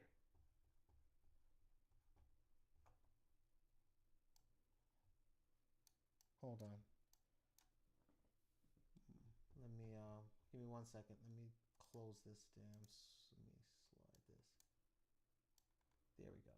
Gotta bring this back over here. It's bugging me out, man. Close that out. Close it out. Close it out. Good. There we go. Got it back. So yeah, it's like this system, having this at my disposal and being able, like when applications are like this, like right now, this is still kind of disjointed. It's kind of in there, but what happens when AI controls this entire thing? When this entire app is fully integrated with AI, where I just talk to it, write my notes verbally, directly into the system.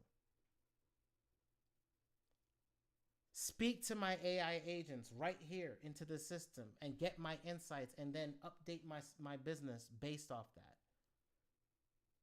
Make business plans and strategize, like literally have my R&D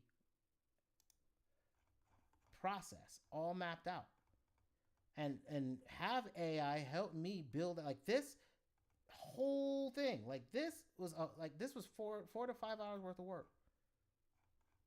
And this is the script that I'm working on that I'm going to try to get out to everybody in time of a localized agent system that you just install with free software. So you're not spending a crap load of money to Zapier and all these other companies because it's already over for them.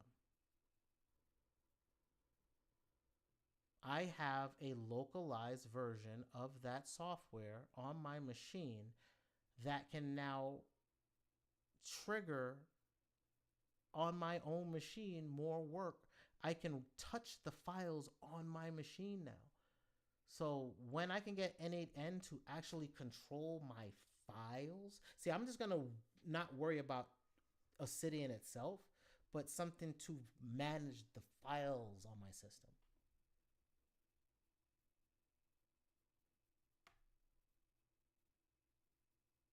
That's able to automatically write certain files for me.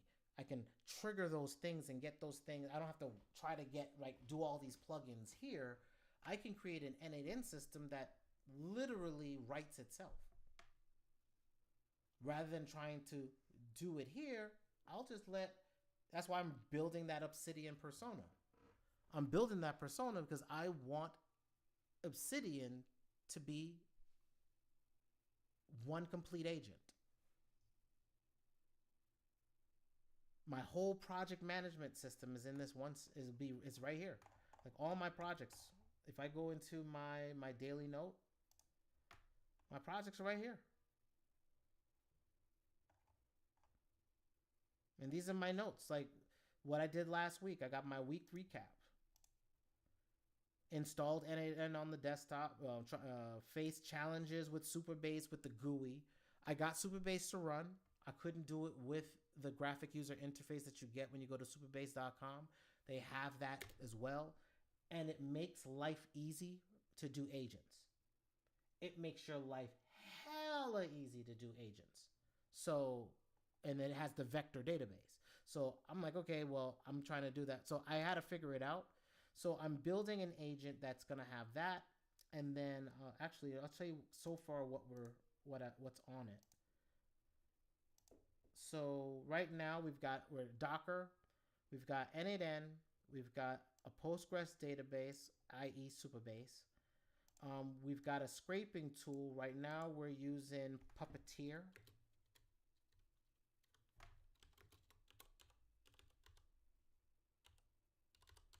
But since I could not get this GUI system to work, while doing some other stuff, I actually found something called browser use. Let me show y'all this. New browser use.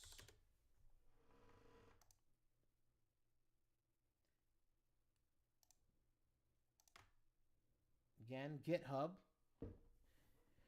Start looking around, start understanding this place right here. GitHub. Start understanding GitHub. So, if we look here, let's scroll down. Browser use. Enable AI to control your browser. So you install this on your machine and you now have a browser, as you can see here, that will basically be a super scraper. And of course, I'm looking for this because it has all the tools to potentially handle virtualizations, proxies, system bypasses, being able to get access to the actual root areas, using OCR to be able to pick up stuff when it can't get to the HTML, and then run it through basically it's a system that's built to be able to scrape regardless. And we're going into a world where very minimal humans will be creators. Most humans are going to be consumers. But that's the same as the world in general. That's the odds in general. The odds are there's more consumers than there are producers. They say there's too many chiefs, not enough Indians. No, there's a lot of natives, not enough chiefs. So this tool, I want to put it in there. So I'm going to revamp everything that is currently on this list. So this is basically, I'm going to call this, this is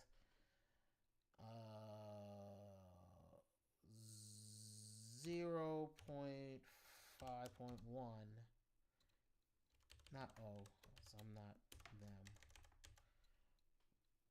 And this is a fail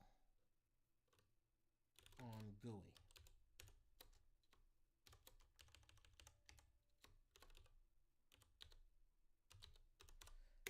And I'm going to go with another, I'm going to go a different direction with this in general. And we're going to go with a 0.2 update and get somewhere else. But everything else will stay the same. I've already screenshotted everything, like installing, got all these screenshots here of, and then setting up the folder. I've got the file, right now this is the blank file because I haven't figured out all the files that are going to make up this, which is the files like the Postgres database is in here. Here's Superbase. So this is the Docker image. So what this is, again, if you're thinking in shipping, if we think maritime, even on the internet, everything is maritime. So this is Docker, doc. And in the doc, I have containers. Shipping containers, and in that containers I've got packages. So in here's my services or packages, N8N package. Supabase package, Python package, and then my volume, which is volume means hard drive space. So some place that I have a volume of data, database, I need some place to store that. So this will be where I store my data, the hard drive, or in memory, but most likely hard drive. Like this is where you get your SSD on whatever server you're on. So this, you just paste this into Docker, and this is what Docker looks like. So I can actually show you. You know what? Rather than, I'll show you. Here is Docker, right? And what I'm going to do is I'm going to go to my Obsidian, and in here I have all the codes already, so I can just actually go in here and just grab the code. Let me wait for it to load though, because here we go.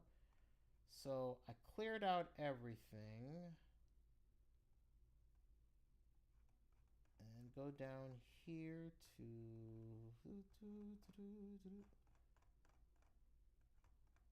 there it is. Docker compose. Let me get, there's one thing I gotta get. Hold on, give me 1 second. Give me 1 second. There's a Docker code that I use now that I found. I haven't put it in the system. I want to put it in here now, and while it's on my mind. Business prompts, no. Windows automation developer, no.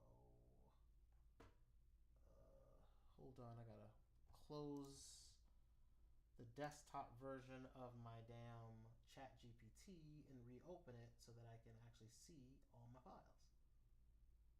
Like, that is annoying. I think this is it. Hold on.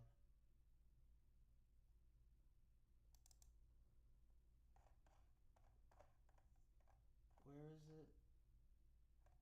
No, that's not it. Here it is. Found it. Give me 1 minute.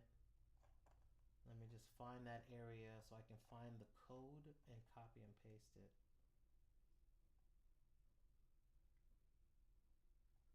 Nope, that's not the one. Damn.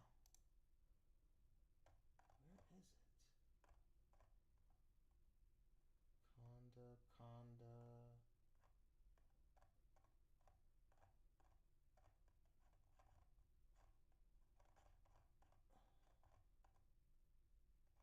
No. Is it?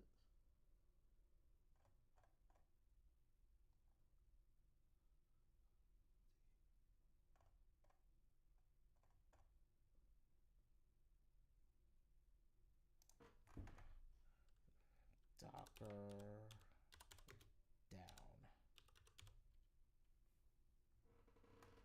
This one. There it is. Found it. Sorry, y'all. Let me put that in here now. This temporarily. Down V. And then. So let me run this really fast.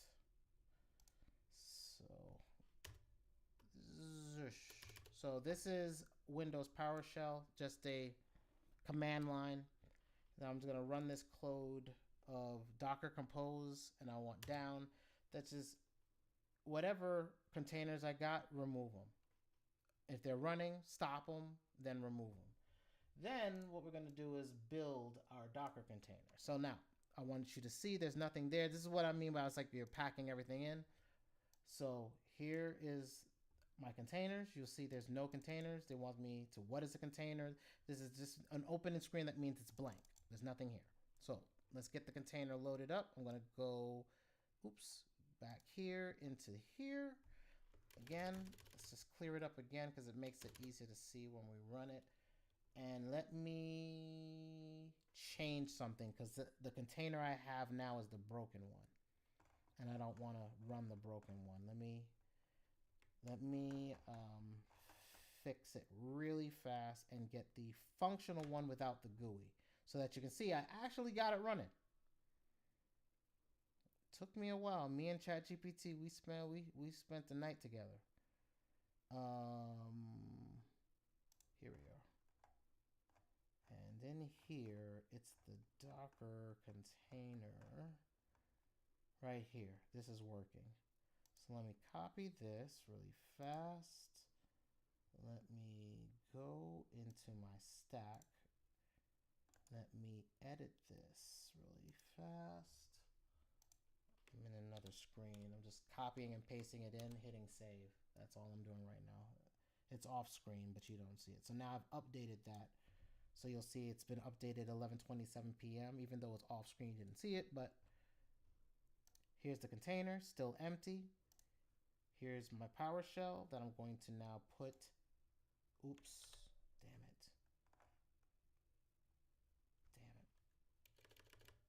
Let's clear that out because that wasn't what I meant to do. This ain't that. Go here. Let's go copy that code again because I forgot I was changing code. I need now this Docker compose build code. So again, the Docker container, this right here. Let's move the Docker container a little bit over so that it makes it a little easier to click to see. Here we go. And now I'm gonna click here. Here's the build, hit enter. Now it's downloading everything and boom, there you go. You can see it running in the background there. It's loading.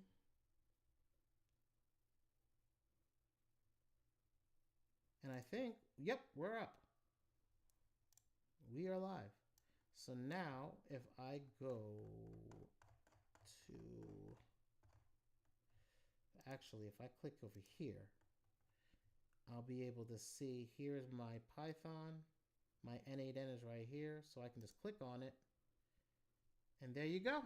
There's N8N running on localhost. And so now I've got the power of all the automation that we can do on the cloud. I now have it on my desktop to be able to work with files locally. Even if I don't or I can't send any files, let's say from my desktop to Facebook or my desktop to Twitter, the fact that I can write to a file in a folder that my cloud version of N8N could then just pick up and run with and do whatever work it needs, do you see the power you can potentially have? You can have your local version of N8N write folders on your desktop. Your desktop folder be a Google Drive. So it's updated immediately. So the minute you moved it from your, say, a pending folder to, say, a completed folder, you move it into the completed folder, then all of a sudden you can have automations run and move it. It'll move to a done folder physically on that machine, and then it's in your system cataloged, and the link for where it is in the completed file is inserted into a database someplace. So if you need to go back to it, you can go get it. Start thinking how you can turn computers into autonomous workers. Like, this is, to me, what I think of as revolution that's happening slowly but surely is no different than you being able to see the vending machine game in like the late 90s, 2000s, even the mid 2000s, like the 2010s and shit. Like, you can still make money from vending, but it's a saturated game. Everybody's in it. You can go down to any of these big stores, you can go to like Costco or whatever, buy candy, put it in a machine, flip, right? We got to look at digital hustles the same way.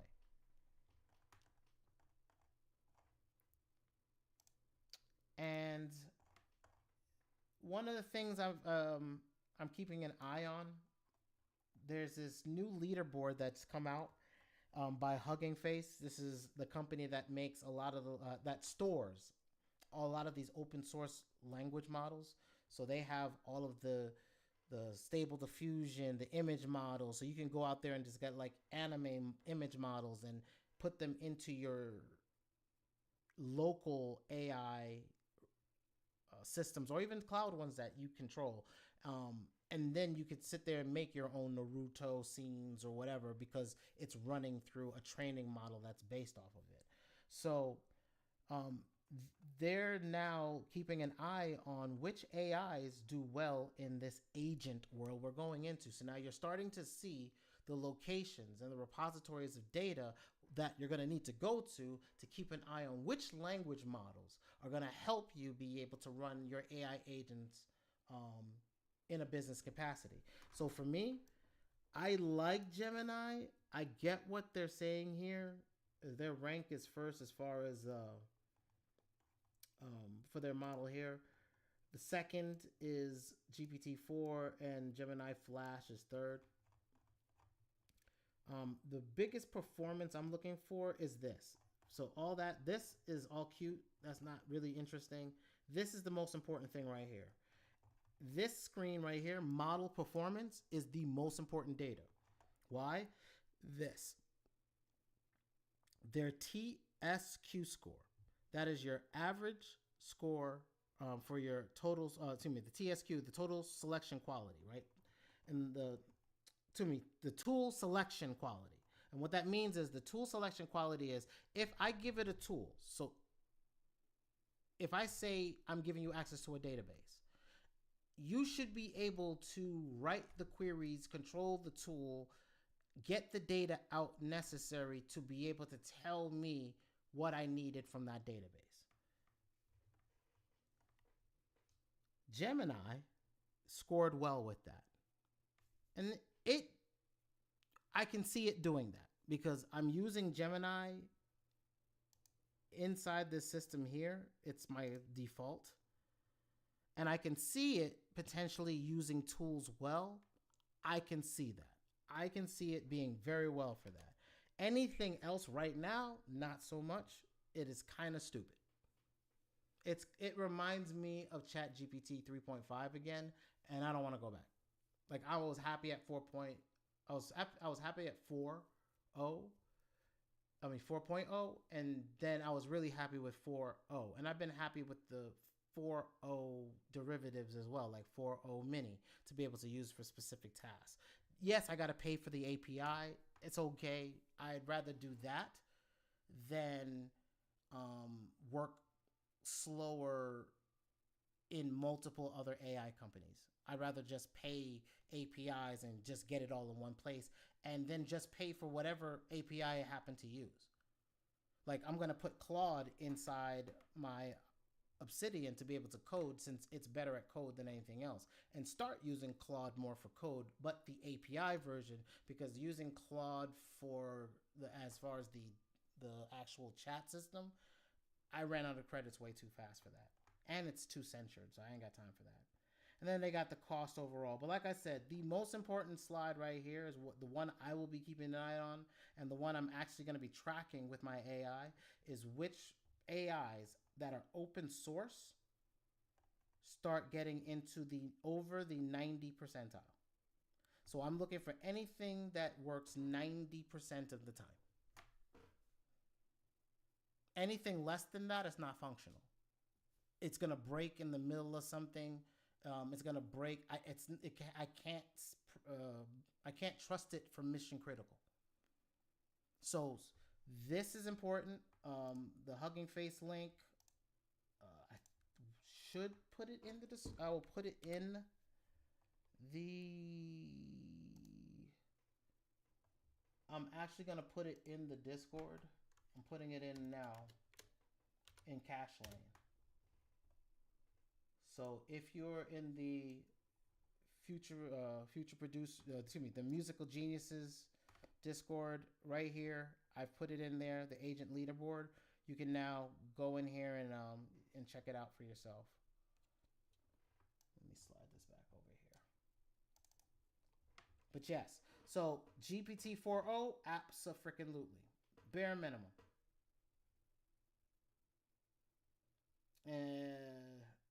But the fact that we can get Flash to do the tools, if you go back to price, why that's important is that this, which one was it? Flash 2.0 Flash 001. So 2.0 Flash 001. So you're looking at 0.15 cents slash 60 cents per million tokens. So per million tokens, you're paying $2.50 here. Per million tokens, you're paying 15 cents here. So that's a big difference, and that's cool with tools. Again, it's good with tools. I will use this for tooling to say I want to select a tool. But then when the tool gets chosen, it's gonna and it has to do some type of writing work or some type of just any writing work. I'm doing GPT-4o, sometimes Mini. I've been using Mini a little bit with some other agents I'm testing. I'm getting okay results. So take that with a grain of salt. But with that, I am going to shut it down for tonight. I appreciate everybody chilling with me. I've kind of gone through everything. The next thing I've got to look at is napkin. I don't know if I need it or not, but this is a presentation engine. And I'm kind of interested because if you can make presentations with AI, that means you could make, and it's animated, that means you could potentially make video. Right? That's you could make video. You could have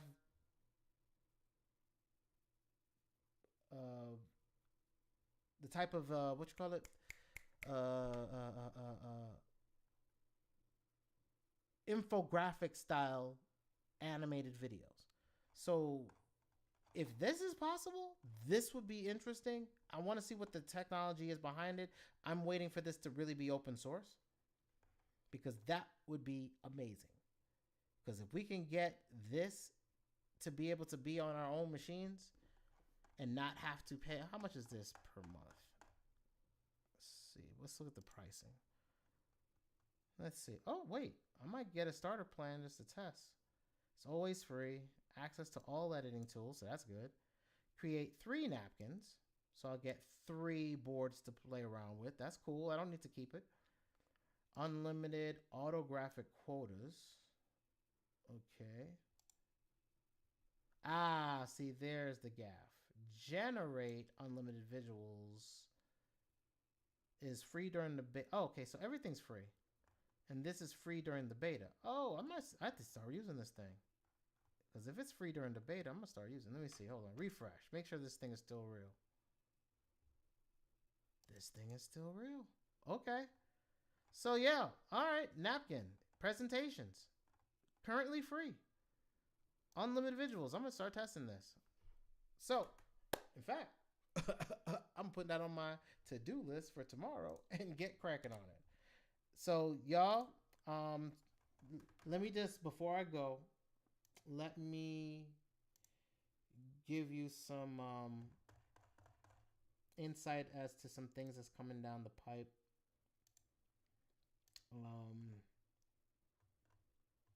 Let me make sure I went through everything. Finance. I'll get these notes out. I'll pop it on the website so that y'all can get access to these notes, because nothing really heavy and deep. And that is the news. And that is my post that just went in. Let me look at my day planner right here. All right, so talked about that.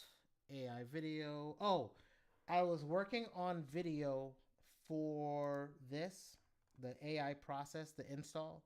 I was actually recording video as I was going to get all this stuff, and as I got stuck into this zone right here, it made no sense to shoot it. It was just going to be a nightmare to keep trying to do that while I'm trying to get this done. So I figured this is more important than try to record a video and try to look cute and glamorous. So no, I'll just concentrate on getting this done. So that's my focus this week, is to finish off getting some type of install completely with some type of browser that can scrape. What I want is N8N, a database with vector, so it can have a brain, and scraping ability. If it has these things, I'm pretty much golden. So I'm trying to get that as a Docker file so that will be able to be used to start scaling up my machines. Specifically, that's okay. I told you about the agent leaderboard. I told you I'm working on another one. I started working on the image prompts for business is coming soon to your course. So if you like I said, for those of you that purchase, that is also free, as well as the Intro to AI Agents course is also going to be free. I'm adding more to the course. The course will be going up as we finish modules. I don't know where I want to stop at because I keep finding more value I need to give you as I'm working with more clients. And I'm like, I need this to be in the introduction side, because as I move to the advanced stuff, which I'm not even in yet, when I move into the advanced stuff and I want to hand that to y'all as well, I want the price point to be high enough that it doesn't oversaturate fast. Other than people can still steal it, put it out, give it away for free, and then blow it the hell up. Whatever. But I'm trying to make sure that I don't destroy the viability of our commerce too early, right? So I will be raising the price to begin limiting the amount of people that actually get access to it, because I actually care about that. Most people that are, I'm just giving it away. No, it doesn't work that way. You can't. Can't. Because this gets oversaturated, then especially this early in the game, you don't want to oversaturate something before it's matured out enough to be able to move to the next phase with at least resistance possible, or at least breaking as possible. Because what can end up happening is we could leapfrog, where you'll have, we're working, this is working for us, we oversaturated it, and the tech causes a bypass. What I mean by that is everybody in America had telephones that were attached to a wall at some time. Then we moved to having these big ass bricks that was radiating your face and melting your face off. Then they got smaller and smaller to the phones we have today. Boom, right? We went through that succession. Africa, not so much. It went from, smoke signals and shit to, hey, I got a phone. We're not running wires, bro. It skips right past it, because the resistance with the other tech makes sense, right? Bypass. Same thing is happening now. AI, early, but it can get saturated fast. I don't want everybody in our pocket too early. Because again, as you see, I'm building it in real time. So this hackathon, which is what I told you about before, where I'm building Thor, the Toxic Hustle organizational runtime, that is Thor. So I'm building Thor, and then Thor is all of the modules begin to be the personas inside Thor. So basically Thor is schizophrenic, right? So you have your utility modules, general's tone and style. I've got Mid-Journey I worked on. So now we got an Mid-Journey one that's starting to work on really refining Mid-Journey prompts. This is my agent that's helping me get my old prompts that I've had for the last few years and refine them and get them up to snuff. Because these are the prompts I use to do like commercials for my clients, or PowerPoint presentations, or graphics for websites, or creating some imagery for a chef for their menu items. These are the things you got to think of. So Hackathor is the process of building out Thor's modules, trying to build new functionality to the point where Thor is broadcasting work at real time. So the end all for Thor is to control Toxic Hustle as an organization, all of the entities underneath the organization.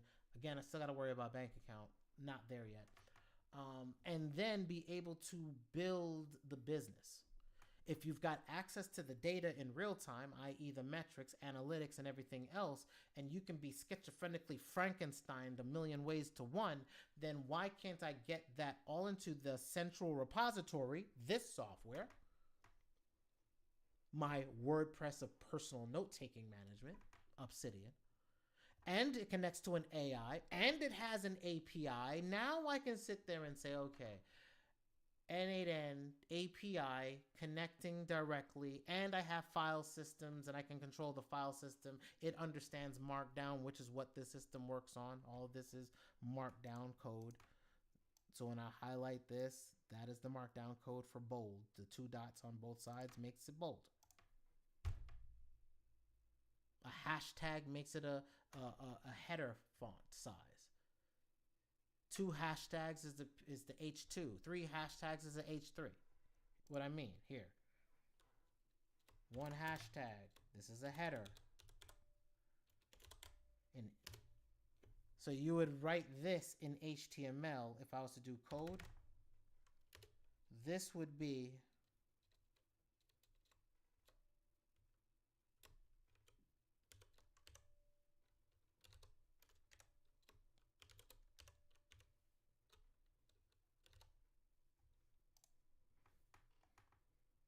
this is the equivalent of this. But you see how long it took me to write this?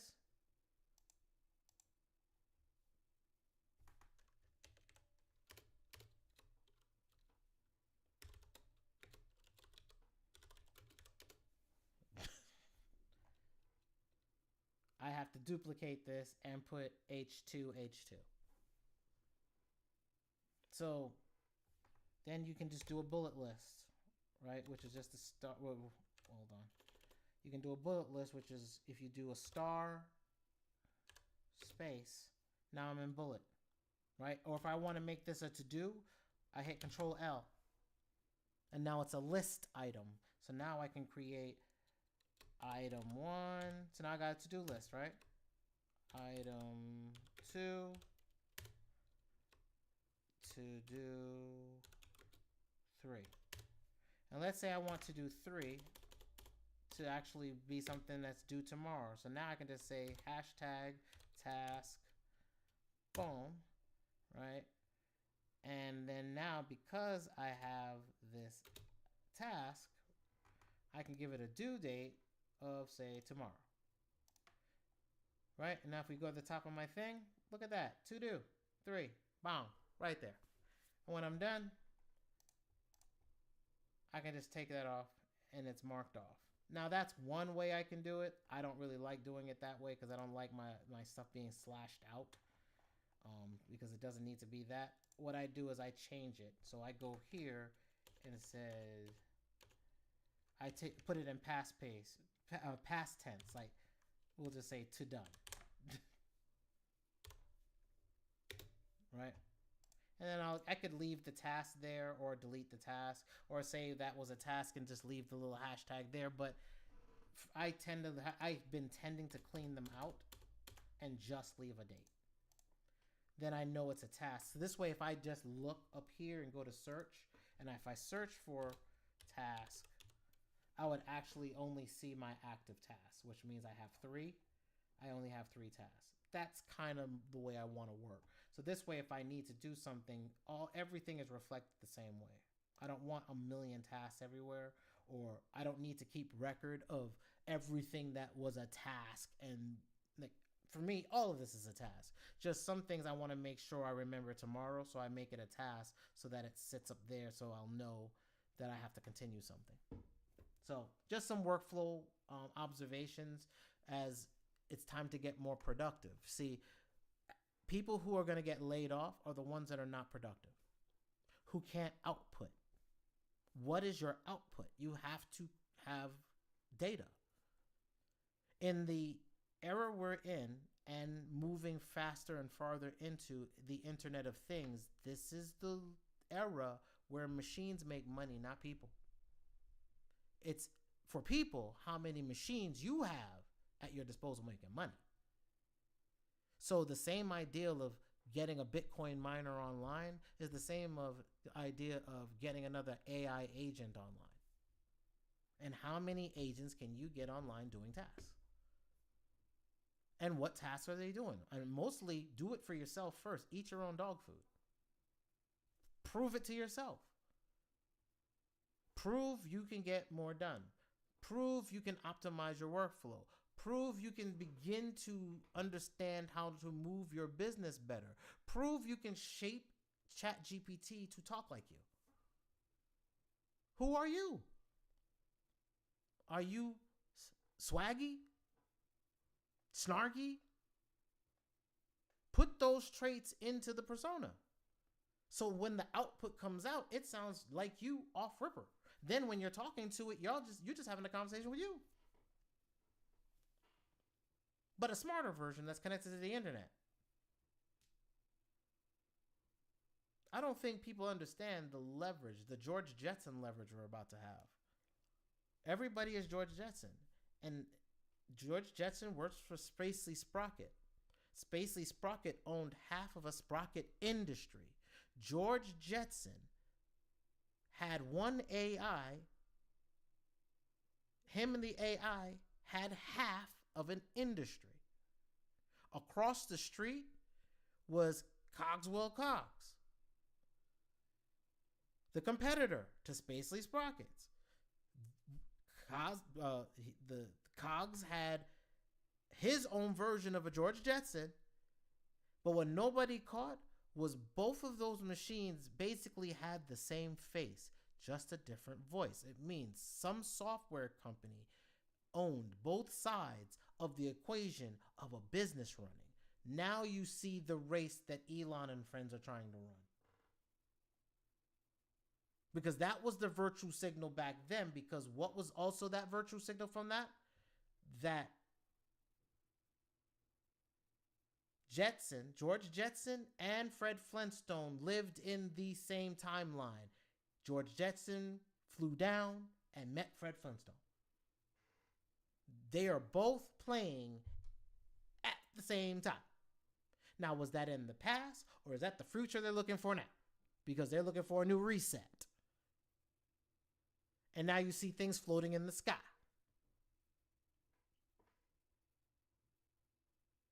So I look at it and say AI is positioning itself to run multiple machinery. I want to be in those machines, being able to be the one to maintain them through the APIs that I'm going to be controlling through a machine that I am running on my desktop or a Raspberry Pi 16 gigabyte plus version. Not saying that's going to be the machine. I'm just saying a small form factor machine, you can see where this is going now, gets a external GPU module, right?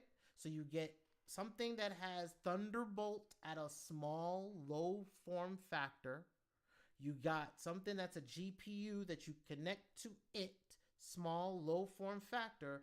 You now have a small little automation AI machine that you can now install in a corner somewhere and basically run the numbers up. Not numbers negatively like plays or nothing. Like, no, be out here doing work. Serviceable work, especially when you're controlling the browser. Oh, I want to put a capture in front of you. Great. I'm reading the screen. It reads the screen. It moves the mouse. It clicks the capture. It moves the hell on.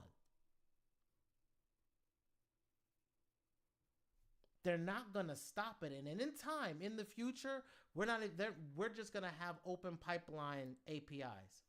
There's going to be an underground railroad of nothing but APIs running everything that's going on enterprise level.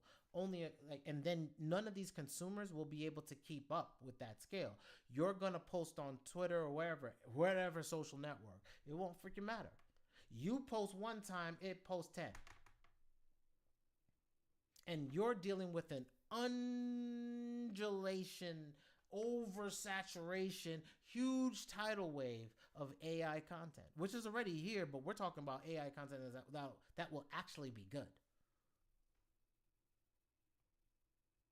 animes that will actually be good, and 85 of it would be AI driven. People will draw or stylize the first and last plates, and then the action that'll happen, AI will figure it out. We're going back to Walt Disney, except now you create first plate, last plate, and it does the in-betweens. If you understand, if you know, you know. If you understand the slanglo, the linglo, the slinglo, you understand.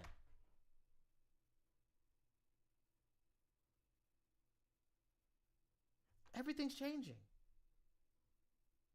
How fast can you move with a tsunami? Because you're going to have no choice but to move with a tsunami. It's not going to be a small wave. This is something that's going to move. No, excuse me. This is something that is currently moving and disrupting trillion-dollar industries, plural, all at once. And now it's shaking up the government. This is fun. The cabal is back. Until another one.